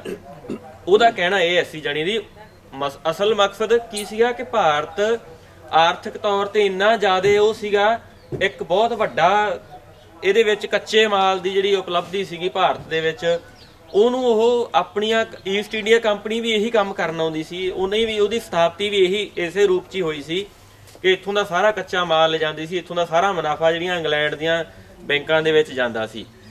ਉਦੋਂ ਇੱਕ ਈਸਟ ਇੰਡੀਆ ਕੰਪਨੀ ਸੀ। ਅੱਜ ਜਿਹੜੀਆਂ ਹੈਗੀਆਂ ਸੈਂਕੜੇ ਕੰਪਨੀਆਂ ਜਿਹੜੀਆਂ ਈਸਟ ਇੰਡੀਆ ਤੋਂ ਵੱਧ ਖਤਰਨਾਕ ਆ, ਪਰ ਸਾਨੂੰ ਦਿਸਦੀਆਂ ਨਹੀਂ, ਨਜ਼ਰ ਨਹੀਂ ਆਉਂਦੀਆਂ। ਸਾਡੀਆਂ ਉਹਨਾਂ ਨੇ ਪੰਜਾਬ ਦੀਆਂ, ਭਾਰਤ ਦੀਆਂ ਜਿਹੜੇ ਲਘੂ ਉਦਯੋਗ ਸੀ, ਸਥਾਨਕ ਕੰਪਨੀਆਂ ਸੀਗੀਆਂ, ਉਹਨਾਂ ਨੂੰ ਖਤਮ ਕਰਤਾ। ਇੱਥੋਂ ਦੀਆਂ ਵੱਡੀਆਂ ਜਿਹੜੀਆਂ ਕੰਪਨੀਆਂ, ਕੋਕਾ ਕੋਲਾ ਵਰਗੀਆਂ ਕੰਪਨੀਆਂ ਆਈਆਂ, ਜਦੋਂ ਇਹਨਾਂ ਨੇ ਪਹਿਲਾਂ ਇੱਥੋਂ ਵਾਲੀਆਂ ਜਿਹੜੀਆਂ ਮੌਜੂਦਾ ਕੰਪਨੀਆਂ ਸੀ ਉਹਨਾਂ ਦੇ ਨਾਲ ਸਾਂਝ ਪਾਈ ਕਿ ਸਾਨੂੰ ਆਪਦਾ ਹਿੱਸੇਦਾਰ ਬਣਾਓ, ਫਿਰ ਹੌਲੀ ਹੌਲੀ ਉਹ ਇਹਨਾਂ ਦਾ ਹਿੱਸਾ ਇਹੋ ਜਿਹਾ ਖਤਮ ਹੋਇਆ ਤੇ ਉਹ ਉਹਨਾਂ ਦਾ ਨਾਮ ਵੀ ਨਹੀਂ ਯਾਦ ਰਹੇ ਹੁਣ ਸਾਨੂੰ। ਤੋ ਇਸ ਤਰ੍ਹਾਂ ਜਿਹੜਾ ਹੈਗਾ, ਜਿਵੇਂ ਵੱਡੀ ਮੱਛੀ ਛੋਟੀ ਮੱਛੀ ਨੂੰ ਖਾ ਜਾਂਦੀ ਹੈ, ਇਸੇ ਤਰ੍ਹਾਂ ਇਹ ਵੱਡੀਆਂ ਜਿਹੜੀਆਂ ਬਹੁ ਕੌਮੀ ਕੰਪਨੀਆਂ ਜਿਨ੍ਹਾਂ ਦੇ ਪਿੱਛੇ ਕਾਰਪੋਰੇਟ ਸਰਮਾਏਦਾਰ ਜਿਹੜਿਆਂ ਨੂੰ ਚਲਾਉਂਦੇ ਆ, ਉਹ ਹੌਲੀ ਹੌਲੀ ਛੋਟੀਆਂ ਜਿਹੜੀਆਂ ਹੈਗੀਆਂ ਉਹਨਾਂ ਨੂੰ ਖਾ ਚੁੱਕੇ। ਅੱਜ ਤੁਸੀਂ ਦੇਖੋ ਸਾਡੇ ਪਿੰਡਾਂ ਦੇ ਵਿੱਚ ਜਿਹੜੀਆਂ ਛੋਟੀਆਂ ਦੁਕਾਨਾਂ, ਉਹ ਜਾਂ ਸ਼ਹਿਰਾਂ ਦੇ ਵਿੱਚ ਛੋਟੀਆਂ ਦੁਕਾਨਾਂ ਚੱਲਦੀਆਂ ਨਹੀਂ, ਵੱਡੇ ਮਾਲਸ ਖੁੱਲ੍ਹ ਗਏ ਜਿਵੇਂ, ਜਾਂ ਵੱਡੇ ਸੁਪਰ ਸਟੋਰ ਖੁੱਲ੍ਹ ਗਏ ਜਿੱਥੋਂ, ਜਿਹਨੂੰ ਆਪਾਂ ਕਹਿੰਦੇ ਜਿੱਥੋਂ ਹਰ ਚੀਜ਼ਾਂ ਮਿਲਦੀਆਂ। ਤੇ ਉਹਨਾਂ ਨੇ ਜਿਹੜੀਆਂ ਛੋਟੀਆਂ ਦੁਕਾਨਾਂ ਸੀ, ਛੋਟੇ ਦੁਕਾਨਦਾਰ ਸੀ, ਉਹਨਾਂ ਨੂੰ ਸ਼ਹਿਰਾਂ ਦੇ ਵਿੱਚੋਂ ਜਿਹੜਾ ਖਤਮ ਕਰ ਦਿੱਤਾ। ਕਿੱਤਾਕਾਰ ਛੋਟੇ ਖਤਮ ਹੋ ਗਏ ਆ ਬਿਲਕੁਲ। ਤੇ ਤੁਸੀਂ ਜਿਹੜੇ ਹੱਥੀਂ ਕੰਮ ਕਰਨ ਵਾਲੇ ਜਿਹੜੇ ਕਿੱਤਾਕਾਰ ਆ, ਦੇਖੋ ਤੁਸੀਂ, ਉਹ ਸਾਰੇ ਹੀ ਖਤਮ ਹੋ ਗਏ ਆ। ਜੁਲਾਹੇ ਖਤਮ ਹੋ ਗਏ ਆ, ਠੀਕ ਆ। ਮਿੱਟੀ ਦੇ ਭਾਂਡੇ ਬਣਾਉਣ ਵਾਲੇ ਘੁਮਿਆਰ, ਉਹਨਾਂ ਦਾ ਕੰਮ ਤੁਸੀਂ ਦੇਖ ਲਓ ਕਿਤੇ ਕਿੰਨਾ ਕੁ ਚੱਲਦਾ, ਜਿਹੜੇ ਸਾਰਾ ਸਾਲ ਇਸ ਗੱਲ ਤੇ ਰੋਟੀ ਖਾਂਦੇ ਸੀਗੇ। ਮੋਚੀ ਖਤਮ ਹੋ ਚੱਲੇ ਆ, ਸਾਰਾ ਕੁਝ ਬਾਜ਼ਾਰੂ ਜਿਹੜਾ ਹੈਗਾ ਉਹਨਾਂ ਦਾ ਮਸ਼ੀਨਾਂ ਦਾ ਬਣਾਇਆ ਸਾਨੂੰ ਮਿਲਦਾ।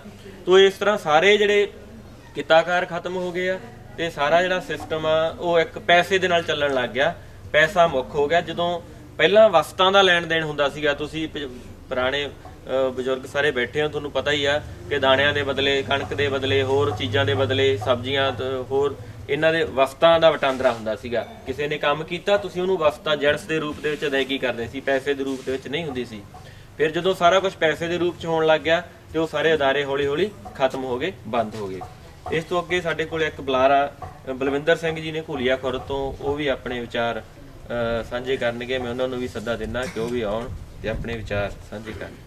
ਪਹੁੰਚੇ ਮੇਰੇ ਵੀਰ ਚਮਕੌਰ ਸਿੰਘ ਖਾਲਸਾ, ਜਿਨ੍ਹਾਂ ਨੇ ਉਦਮ ਕਰਿਆ। ਮੇਰਾ ਖਿਆਲ ਹੈ ਹਰ ਬੰਦੇ ਦਾ ਫਰਜ਼ ਬਣਦਾ, ਤੇ ਮੈਂ ਸਾਰਿਆਂ ਨੂੰ ਵਾਹਿਗੁਰੂ ਜੀ ਕਾ ਖਾਲਸਾ, ਵਾਹਿਗੁਰੂ ਜੀ ਕੀ ਫਤਿਹ। ਅਸੀਂ ਗੱਲਾਂ ਬਹੁਤ ਕਰੀਆਂ ਸ਼ਹੀਦਾਂ ਬਾਰੇ, ਪਰ ਜਿੱਦਾਂ ਉਹਨਾਂ ਦੀ ਵਿਚਾਰ ਦੀ ਸਾਨੂੰ ਲੋੜ ਪੈਂਦੀ ਆ, ਉਦੋਂ ਅਸੀਂ ਥਿੜਕ ਜਾਂਦੇ। ਮੈਂ ਅੱਜ ਤੋਂ 17-18 ਸਾਲ ਪਹਿਲਾਂ ਪੜ੍ਹੇ ਭਗਤ ਸਿੰਘ ਦੇ ਇਨਕਲਾਬੀ ਤਜਰਬੇ। ਮੈਂ ਵੀ ਪਹਿਲਾਂ ਗੁਨਾਹਗਾਰ ਰਿਹਾ, ਉਦੋਂ ਪਹਿਲਾਂ ਭਗਤ ਸਿੰਘਾਂ ਦੇ ਮੈਂ ਕਾਤਲ ਸਮਝਦਾ ਵੀ ਉਹਨਾਂ ਚਿਰ ਜਿੰਨਾ ਚਿਰ ਮੈਂ ਅਕਾਲੀ ਦਲ ਨੂੰ ਵੋਟਾਂ ਪਾਈਆਂ। ਔਰ ਜਦੋਂ ਮੈਨੂੰ ਸਮਝ ਲੱਗੀ, ਜਦੋਂ ਮੈਂ ਉਹ ਸਾਰੀ ਕਿਤਾਬ ਪੜ੍ਹੀ, ਉਹ ਆਂਦਾ ਵੀ ਇਸ ਆਜ਼ਾਦੀ ਨੂੰ ਭਗਤ ਸਿੰਘ ਕਹਿੰਦਾ ਅੰਗਰੇਜ਼ ਜਾਂ ਕੋਈ ਹੋਰ ਤਾਕਤ ਰੋਕ ਨਹੀਂ ਸਕਦੀ, ਅਵਸ਼ ਆਊ ਆਜ਼ਾਦੀ। ਪਰ ਜਿਸ ਕੰਮ ਵਾਸਤੇ ਅਸੀਂ ਲੜਾਈ ਲੜ ਰਹੇ ਹਾਂ ਵੀ ਗਰੀਬ ਦਾ ਇਲਾਜ ਹੋਊਗਾ, ਗਰੀਬ ਨੂੰ ਵਿੱਦਿਆ ਮਿਲੂਗੀ, ਰੁਜ਼ਗਾਰ ਮਿਲੂਗਾ, ਇਨਸਾਫ ਮਿਲੂਗਾ, ਉਹ ਆਂਦਾ ਇਹ ਕੁਛ ਨਹੀਂ ਮਿਲਣਾ। ਆਂਦਾ ਗੋਰੇ ਦੇ ਥਾਂ ਕਾਲਾ ਬਹਿ ਜੂ। ਤੇ ਜਦੋਂ ਮੇਰੀ ਵਿਚਾਰੋ ਬਲਵਿੰਦਰ ਸਿੰਘ ਤੂੰ ਤਾਂ ਕਾਤਲ ਆ, ਉਹਨਾਂ ਸ਼ਹੀਦਾਂ ਦਾ ਉਹਨਾਂ ਨੇ ਤਾਂ ਜੀਵਨ ਲਾਤਾ ਤੇ ਤੂੰ ਉਹਨਾਂ ਕਾਲਿਆਂ ਨੂੰ ਭਾਉਣਾ। ਸੋਚਿਆ ਹੀ ਕੁਛ ਨਹੀਂ ਬਈ। ਮੈਂ ਉਸ ਤੋਂ ਬਾਅਦ ਕਿਸੇ ਹਾਕਮ ਪਾਰਟੀ ਜਿਨ੍ਹਾਂ ਨੇ ਸਾਡਾ ਘਾਣ ਕਰਿਆ, ਮੈਂ ਸਹੁੰ ਖਾ ਲਈ ਵੀ ਜਿਹੜਾ ਵੀ ਕੋਈ ਨਵਾਂ, ਬੇਸ਼ੱਕ ਇਹ ਵੀ ਪੱਗਾਂ ਹੀ ਬੰਨ੍ਹਦੇ ਰਹੇ, ਹਜੇ ਤੱਕ ਮੈਨੂੰ ਕੋਈ ਸਮਝ ਤਾਂ ਨਹੀਂ ਆਈ ਵੀ ਕੋਈ ਬੰਦਾ ਜਿਹੜਾ ਸਟੈਂਡ ਲਵੇ। ਪਰ ਸਾਡਾ ਇਹ ਫਰਜ਼ ਬਣਦਾ ਵੀ ਜਿਹੜੇ ਇਹ ਗਲ ਚੁੱਕਿਆ ਪ੍ਰਸ਼ਾਸਨ ਆ, ਜਿਹੜਾ ਭ੍ਰਿਸ਼ਟ ਪ੍ਰਸ਼ਾਸਨ ਆ, ਜਿੱਦੇ ਅਸੀਂ ਇਹਨਾਂ ਤੋਂ ਕਰਾਰਾ, ਜਿੱਦੇ ਹਰ ਬੰਦਾ ਇੱਕ ਕਬੂਲ ਕਰੂ ਵੀ ਜਿਹੜੀਆਂ ਮੈਂ ਅੱਗੇ ਵੋਟਾਂ 50 ਸਾਲ ਪਾਈਆਂ ਮੈਂ ਗੁਨਾਹ ਕਰਿਆ, ਹੁਣ ਨਹੀਂ ਕਰੂੰਗਾ। ਸਾਨੂੰ ਇਹ ਬੇਸ਼ੱਕ ਅੱਜ ਇਸੇ ਸੋਗ ਹੋਵੇ, ਕਿਤੇ ਖੁਸ਼ੀ ਹੋਵੇ, ਤੁਸੀਂ 1000 ਬੰਦਾ ਬੈਠਾ ਹੋਵੇ, 1000 ਕਹੂ ਲੀਡਰਸ਼ਿਪ ਭ੍ਰਿਸ਼ਟ ਆ, ਪਰ ਜਿੱਦੇ ਵੋਟ ਆ ਗਈ ਅੱਡੋ ਅੱਡੀ ਬੁੱਕਲਾਂ ਉਹਨਾਂ ਦੀਆਂ 'ਚ ਬਹਿ ਜਾਂਦੇ। ਜੇ ਸਿਆਸੀ ਲੋਕ ਆ ਜਾਂ ਜਿਹੜੇ ਜਿੰਨੇ ਅੱਜ ਮੈਂ ਕਹਿੰਦਾ ਯੂਨੀਅਨ ਦਾ ਵੀ ਚੱਲ ਰਿਹਾ ਜਿਹੜਾ ਸੰਘਰਸ਼ ਨਾ, ਇਹ ਵੀ ਜਿੱਦੇ ਆ ਗਏ ਉਦੋਂ ਇਹਨਾਂ ਦੇ ਲੀਡਰ ਵੀ ਉਹਨਾਂ ਮਗਰੀ ਹੋਣਗੇ। ਸੋ ਸਾਨੂੰ ਵੇਖੋ, ਮੱਤ ਤੇ ਦਾਨ ਦੋ ਸ਼ਬਦ ਆ, ਦੋਨਾਂ ਸ਼ਬਦਾਂ ਦੀ ਜੇ ਵਿਆਖਿਆ ਕਰਕੇ ਮੇਰੇ ਸਾਡੇ ਕੋਲ ਪ੍ਰਿੰਸੀਪਲ ਸਾਹਿਬ ਬੈਠੇ, ਸਾਡੀ ਬੁੱਧੀ ਨਹੀਂ ਇੰਨੀ। ਮੱਤ ਪਹਿਲਾਂ, ਦਾਨ ਬਾਅਦ 'ਚ। ਜੇ ਦਾਨ ਪਹਿਲਾਂ ਦਾ ਨਾ ਵੀ ਬੇਅਕਲੀ ਨਾਲ ਦਾਨ ਨਹੀਂ ਕਰਨਾ, ਮੱਤ ਤੇ ਦਾਨ। ਅਸੀਂ ਅੱਜ ਤੱਕ ਮਤਦਾਨ ਨਹੀਂ ਕਰਿਆ। ਜੇ ਅੱਜ ਅਸੀਂ ਭ੍ਰਿਸ਼ਟਾਚਾਰ ਨਾਲ ਜੂਝ ਰਹੇ ਹਾਂ, ਜੇ ਬੇਰੁਜ਼ਗਾਰੀ ਨਾਲ ਜੂਝ ਰਹੇ ਹਾਂ, ਜੇ ਅੱਜ ਬੇਲਾਜੀ ਦੁਨੀਆ ਮਰ ਰਹੀ ਗਰੀਬ, ਇਹ ਸਾਡੀ ਜਿਹੜੀ ਆ ਰੋਸ਼ਨ ਦਿਮਾਗ 'ਚੋਂ ਵੋਟ ਨਿਕਲੀ ਸੀ ਨਾ, ਉਹ ਨਹੀਂ ਨਿਕਲੀ, ਸਾਡੀ ਡੈਡ ਦਿਮਾਗ 'ਚੋਂ ਨਿਕਲੀ ਆ। ਮੈਂ ਵਿਚਾਰ ਕਰਾਂ, ਬੇਸ਼ੱਕ ਅੱਜ ਜਿਹੜੇ ਬਹੁਤ ਲੋਕ ਕਈ ਕਹਿਣਗੇ ਜੀ ਦੂਜੇ ਪਾਰਟੀ ਆ ਜਾਓ, ਪਿਛਲੇ ਵਾਰ ਆਈ ਮਾਤਾ ਕਿਤੇ ਖੈਰੇ ਨੂੰ ਪਾਓ, ਕਿਤੇ ਆਹ ਪਾਓ, ਕਿਤੇ ਮਾਂ ਨੂੰ ਪਾਓ, ਕਿਤੇ ਪੀਪੀ ਨੂੰ, ਜਾਣੀ ਅਸੀਂ ਰਸਤਾ ਤਲਾਸ਼ਦੇ ਹਾਂ ਵੀ ਕੋਈ ਬੰਦਾ ਆਉਂਦਾ ਯਾਰ ਪਰਜਾ ਦੇ ਹਿੱਤ ਦਾ। ਬੇਸ਼ੱਕ ਭਲਾ ਦੀ ਉਹ ਕੁਛ ਕਰੀ ਜਾਵੇ, ਪਰ ਜਿਹੜਾ ਪ੍ਰਸ਼ਾਸਨ ਗਲ ਚੁੱਕਿਆ ਉਹ ਤੋਂ ਸਾਨੂੰ ਬਚਣਾ ਪਊ। ਮੈਂ ਕਹਿੰਦਾ ਵੀ ਨਾ ਮੋਦੀ ਦੀ ਜ਼ਰੂਰਤ ਸੀ, ਨਾ ਬਾਦਲ ਦੀ, ਨਾ ਕੈਪਟਨ ਦੀ, ਤੇ ਮੇਰੇ ਵਰਗਿਆਂ ਦੀ ਤੇ ਤੁਹਾਡੀ ਤਾਂ ਹੋਣੀ ਕਿ ਕੋਈ ਬੰਦਾ ਵੋਟ ਨਹੀਂ ਪਾ ਸਕਦਾ। ਇਹਨਾਂ ਯੋਧਿਆਂ ਨੇ ਗਲ ਵਿੱਚ ਫਾਹੇ ਪਵਾ ਕੇ ਤੇ ਸਾਡੇ ਗੂਠੇ 'ਚ ਤਾਕਤ ਪਾਈ, ਸਾਡੇ ਗੂਠੇ 'ਚ ਤਾਕਤ ਉਹਨਾਂ ਲੋਕਾਂ ਨੇ ਪਾਈ। ਪਰ ਜਿੱਦੇ ਅਸੀਂ ਗੂਠਾ ਨੱਪਣਾ, ਉਦੇ ਸਾਡੇ ਕੋਲੇ ਸਰਪੰਚ ਦਾਨ, ਮਤਦਾਨ ਨਹੀਂ ਦਾ।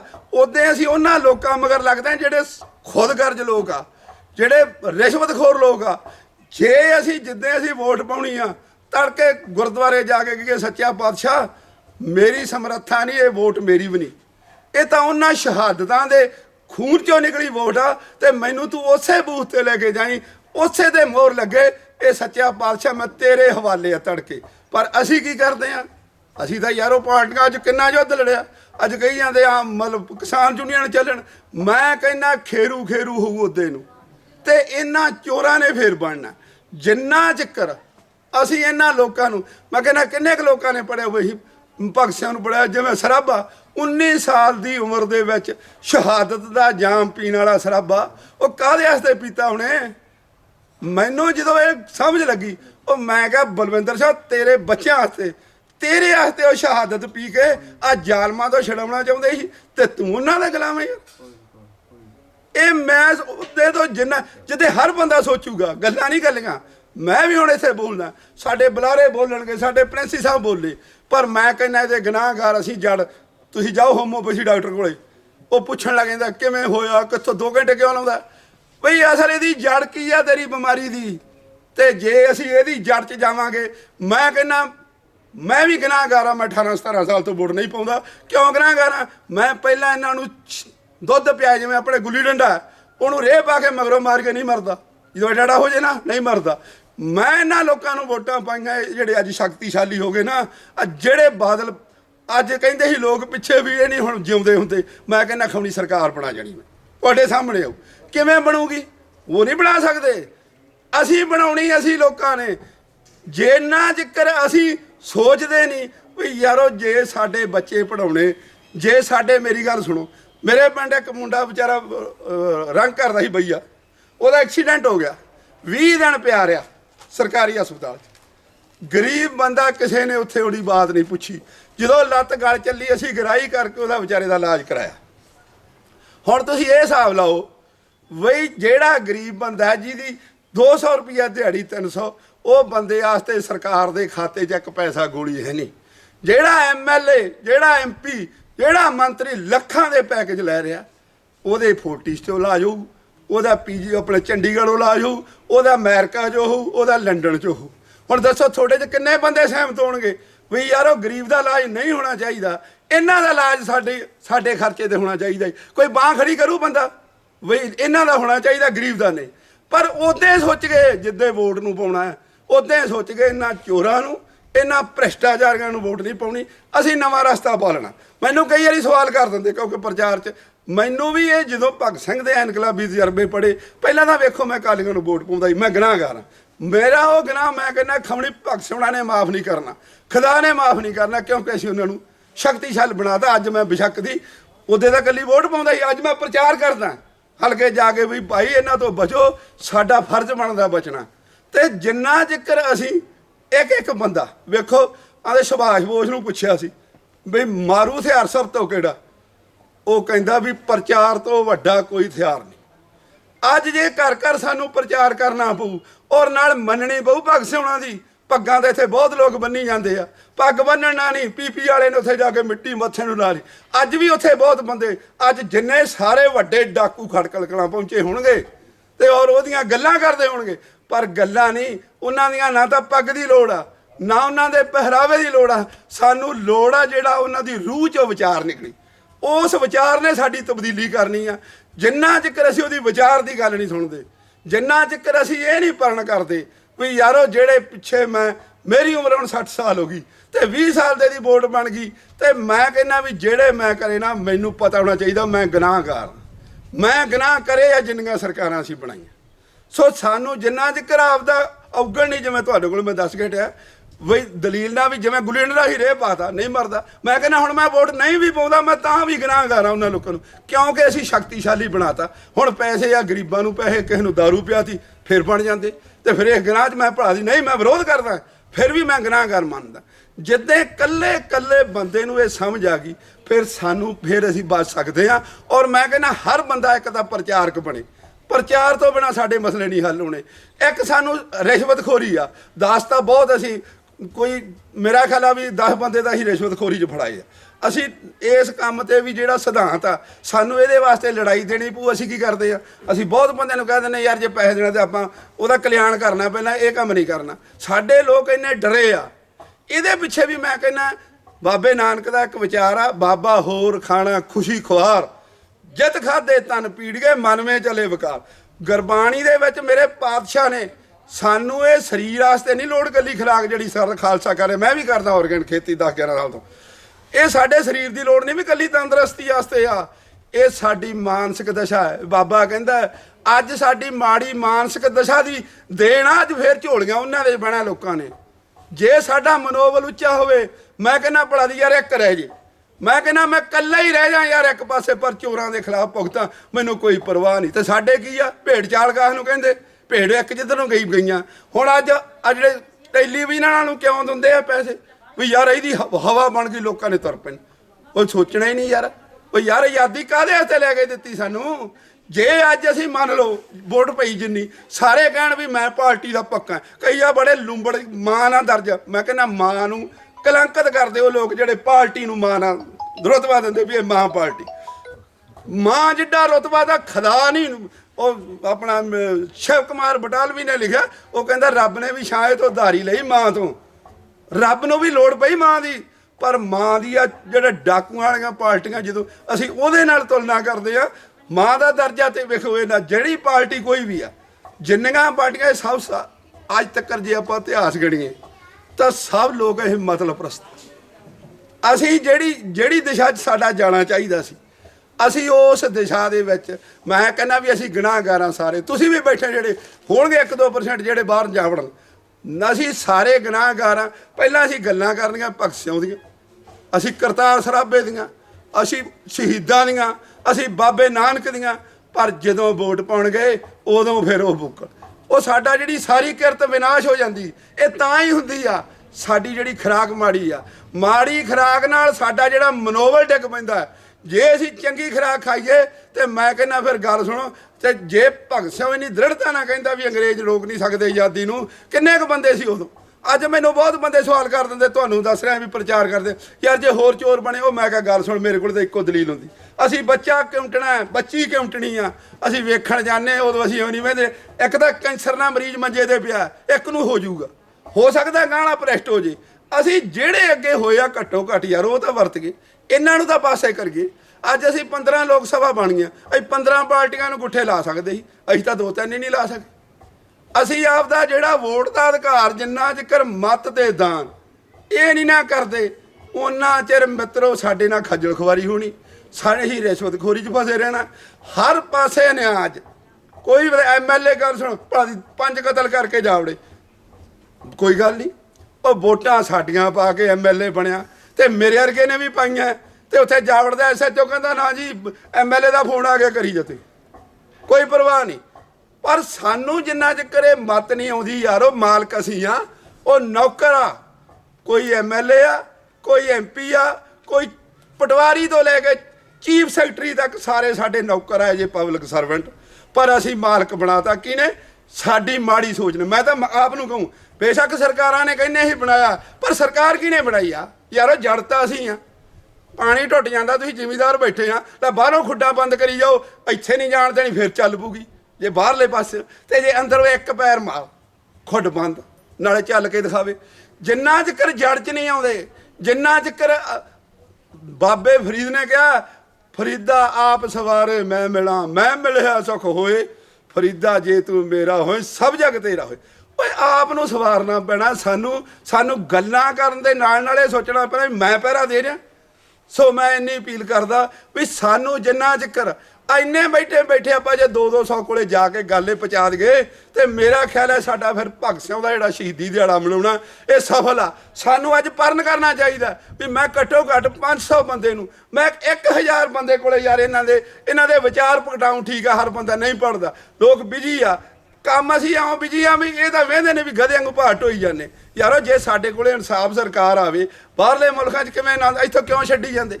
ਮੈਂ ਕਹਿੰਦਾ ਅੱਜ ਉਦੋਂ ਵਿਚਾਰਿਆਂ ਦੀ ਰੂਹ ਕੰਬਦੀ ਹੋਊ ਭਗਤ ਸਿੰਘਾਂ ਦੀ ਜਦੋਂ ਅਗਲੇ ਬੁੱਢਿਆਂ ਨਾਲ ਕੁੜੀਆਂ ਵਿਆਹ ਕੇ ਬਾਹਰ ਨੂੰ ਤੁਰੇ ਜਾਂਦੇ, ਉਹਨਾਂ ਗੋਰਿਆਂ ਨੂੰ ਜਿਨ੍ਹਾਂ ਕੋਲੇ ਕੱਢੀਆਂ। ਕੋਈ ਬੰਦੇ ਪੈਸੇ ਲਾ ਕੇ ਜ਼ਮੀਨਾਂ ਵੇਚੀ ਜਾਂਦੇ, ਅੱਛਾ ਕਈ ਵਿਚਾਰੇ ਰਹਿ ਜਾਂਦੇ, ਜ਼ਮੀਨ ਵਿਕ ਜਾਂਦੀ, ਜਾ ਨਹੀਂ ਸਕਦੇ। ਉਹ ਯਾਰੋ ਇਸ ਕੰਮ ਵਾਸਤੇ ਆਜ਼ਾਦੀ ਦਿੱਤੀ ਸਾਨੂੰ, ਆਪਦੀ ਚਾਲ ਨਹੀਂ ਬਦਲਣੀ। ਅਸੀਂ ਇੱਥੇ ਹੀ ਅਸੀਂ ਬਣਾ ਸਕਦੇ ਸਵਰਗ, ਆਹ ਹੀ ਕੈਨੇਡਾ ਬਣ ਸਕਦਾ, ਆਹ ਹੀ ਮੈਂ ਕਹਿੰਦਾ ਅਮਰੀਕਾ ਕੈਨੇਡਾ ਕੋਲੇ ਕੀ ਆ? ਕੋਈ ਮੌਸਮ ਨਹੀਂ, ਜਿਹੜੇ ਬੰਦੇ ਖੇਤੀ ਕਰਦੇ ਪਤਾ ਠੰਡ ਰਹਿੰਦੀ ਉਹਦੇ 7 ਮਹੀਨੇ, ਫਸਲ ਉੱਥੇ ਜ਼ਮੀਨ ਨੂੰ ਪੁੱਛਦਾ ਕੋਈ ਨਹੀਂ। ਕੈਨੇਡਾ ਅਮਰੀਕਾ ਤੁਹਾਡੇ ਬੈਠੇ, ਮੇਰੇ ਨਾਲ ਸੱਜਣ ਆਇਆ ਬੈਠਾ ਕੈਨੇਡਾ ਵਾਲਾ, ਕੈਨੇਡਾ ਜ਼ਮੀਨ ਦੀ ਕੋਈ ਵੈਲਿਊ ਨਹੀਂ, ਕਿਉਂਕਿ ਉੱਥੇ ਬਹੁਤ ਤਾਤ ਠੰਡ ਪੈਂਦੀ ਆ, ਨਾ ਕੋਈ ਖੇਤੀ ਕਰਨੀ ਚਾਹੁੰਦਾ, ਲੋਕਾਂ ਨੂੰ ਪ੍ਰਸ਼ਾਸਨ ਇਨਸਾਫ ਇੰਡਸਟਰੀ ਬਹੁਤ ਕੁਛ ਆ ਤੇ ਉਹ ਉੱਥੇ ਕੰਮ ਕਰਦੇ ਆ, ਆਪਦਾ ਆਨੰਦ ਲੈਂਦੇ ਆ। ਤੇ ਸਾਡੇ ਕੋਲੇ ਇੰਨੀ ਜ਼ਰਖੇਜ਼ ਜ਼ਮੀਨ ਹੋਣ ਦੇ ਬਾਵਜੂਦ, ਅਸੀਂ ਬਾਦਸ਼ਾਹ ਹੋਣ ਦੇ ਬਾਵਜੂਦ ਮਲੰਗਾਂ ਦੇ ਪੈਰਾਂ 'ਚ ਜਾਂਦੇ ਆ। ਕਿਉਂ ਜਾਂਦੇ ਆ? ਆ ਸਾਡੀ ਭ੍ਰਿਸ਼ਟ ਬੁੱਧੀ। ਅਸੀਂ ਜਾਂਦੇ ਆ, ਕੋਈ ਕੈਪਟਨ ਨਹੀਂ ਕਰ ਸਕਦਾ, ਕੋਈ ਬਾਦਲ ਨਹੀਂ, ਕਿਸੇ ਦੀ ਜ਼ਰੂਰਤ ਨਹੀਂ, ਅਸੀਂ ਆਪ ਗੁਨਾਹਗਾਰ ਆ। ਸੋ ਮੈਂ ਕਹਿੰਦਾ ਵੀ ਸਾਨੂੰ ਸਾਰਿਆਂ ਨੂੰ ਆਪਦਾ ਗੁਨਾਹ ਕਬੂਲ ਕੇ ਸਾਨੂੰ ਇਹ ਚਾਲ ਬਦਲਣੀ ਪਊ। ਸੋ ਇੰਨੀਆਂ ਕਹਿੰਦਾ ਹੋਇਆ ਖਿਮਾ ਦਾ ਜਾਚਕਾਂ। ਵਾਹਿਗੁਰੂ ਜੀ ਕਾ ਖਾਲਸਾ।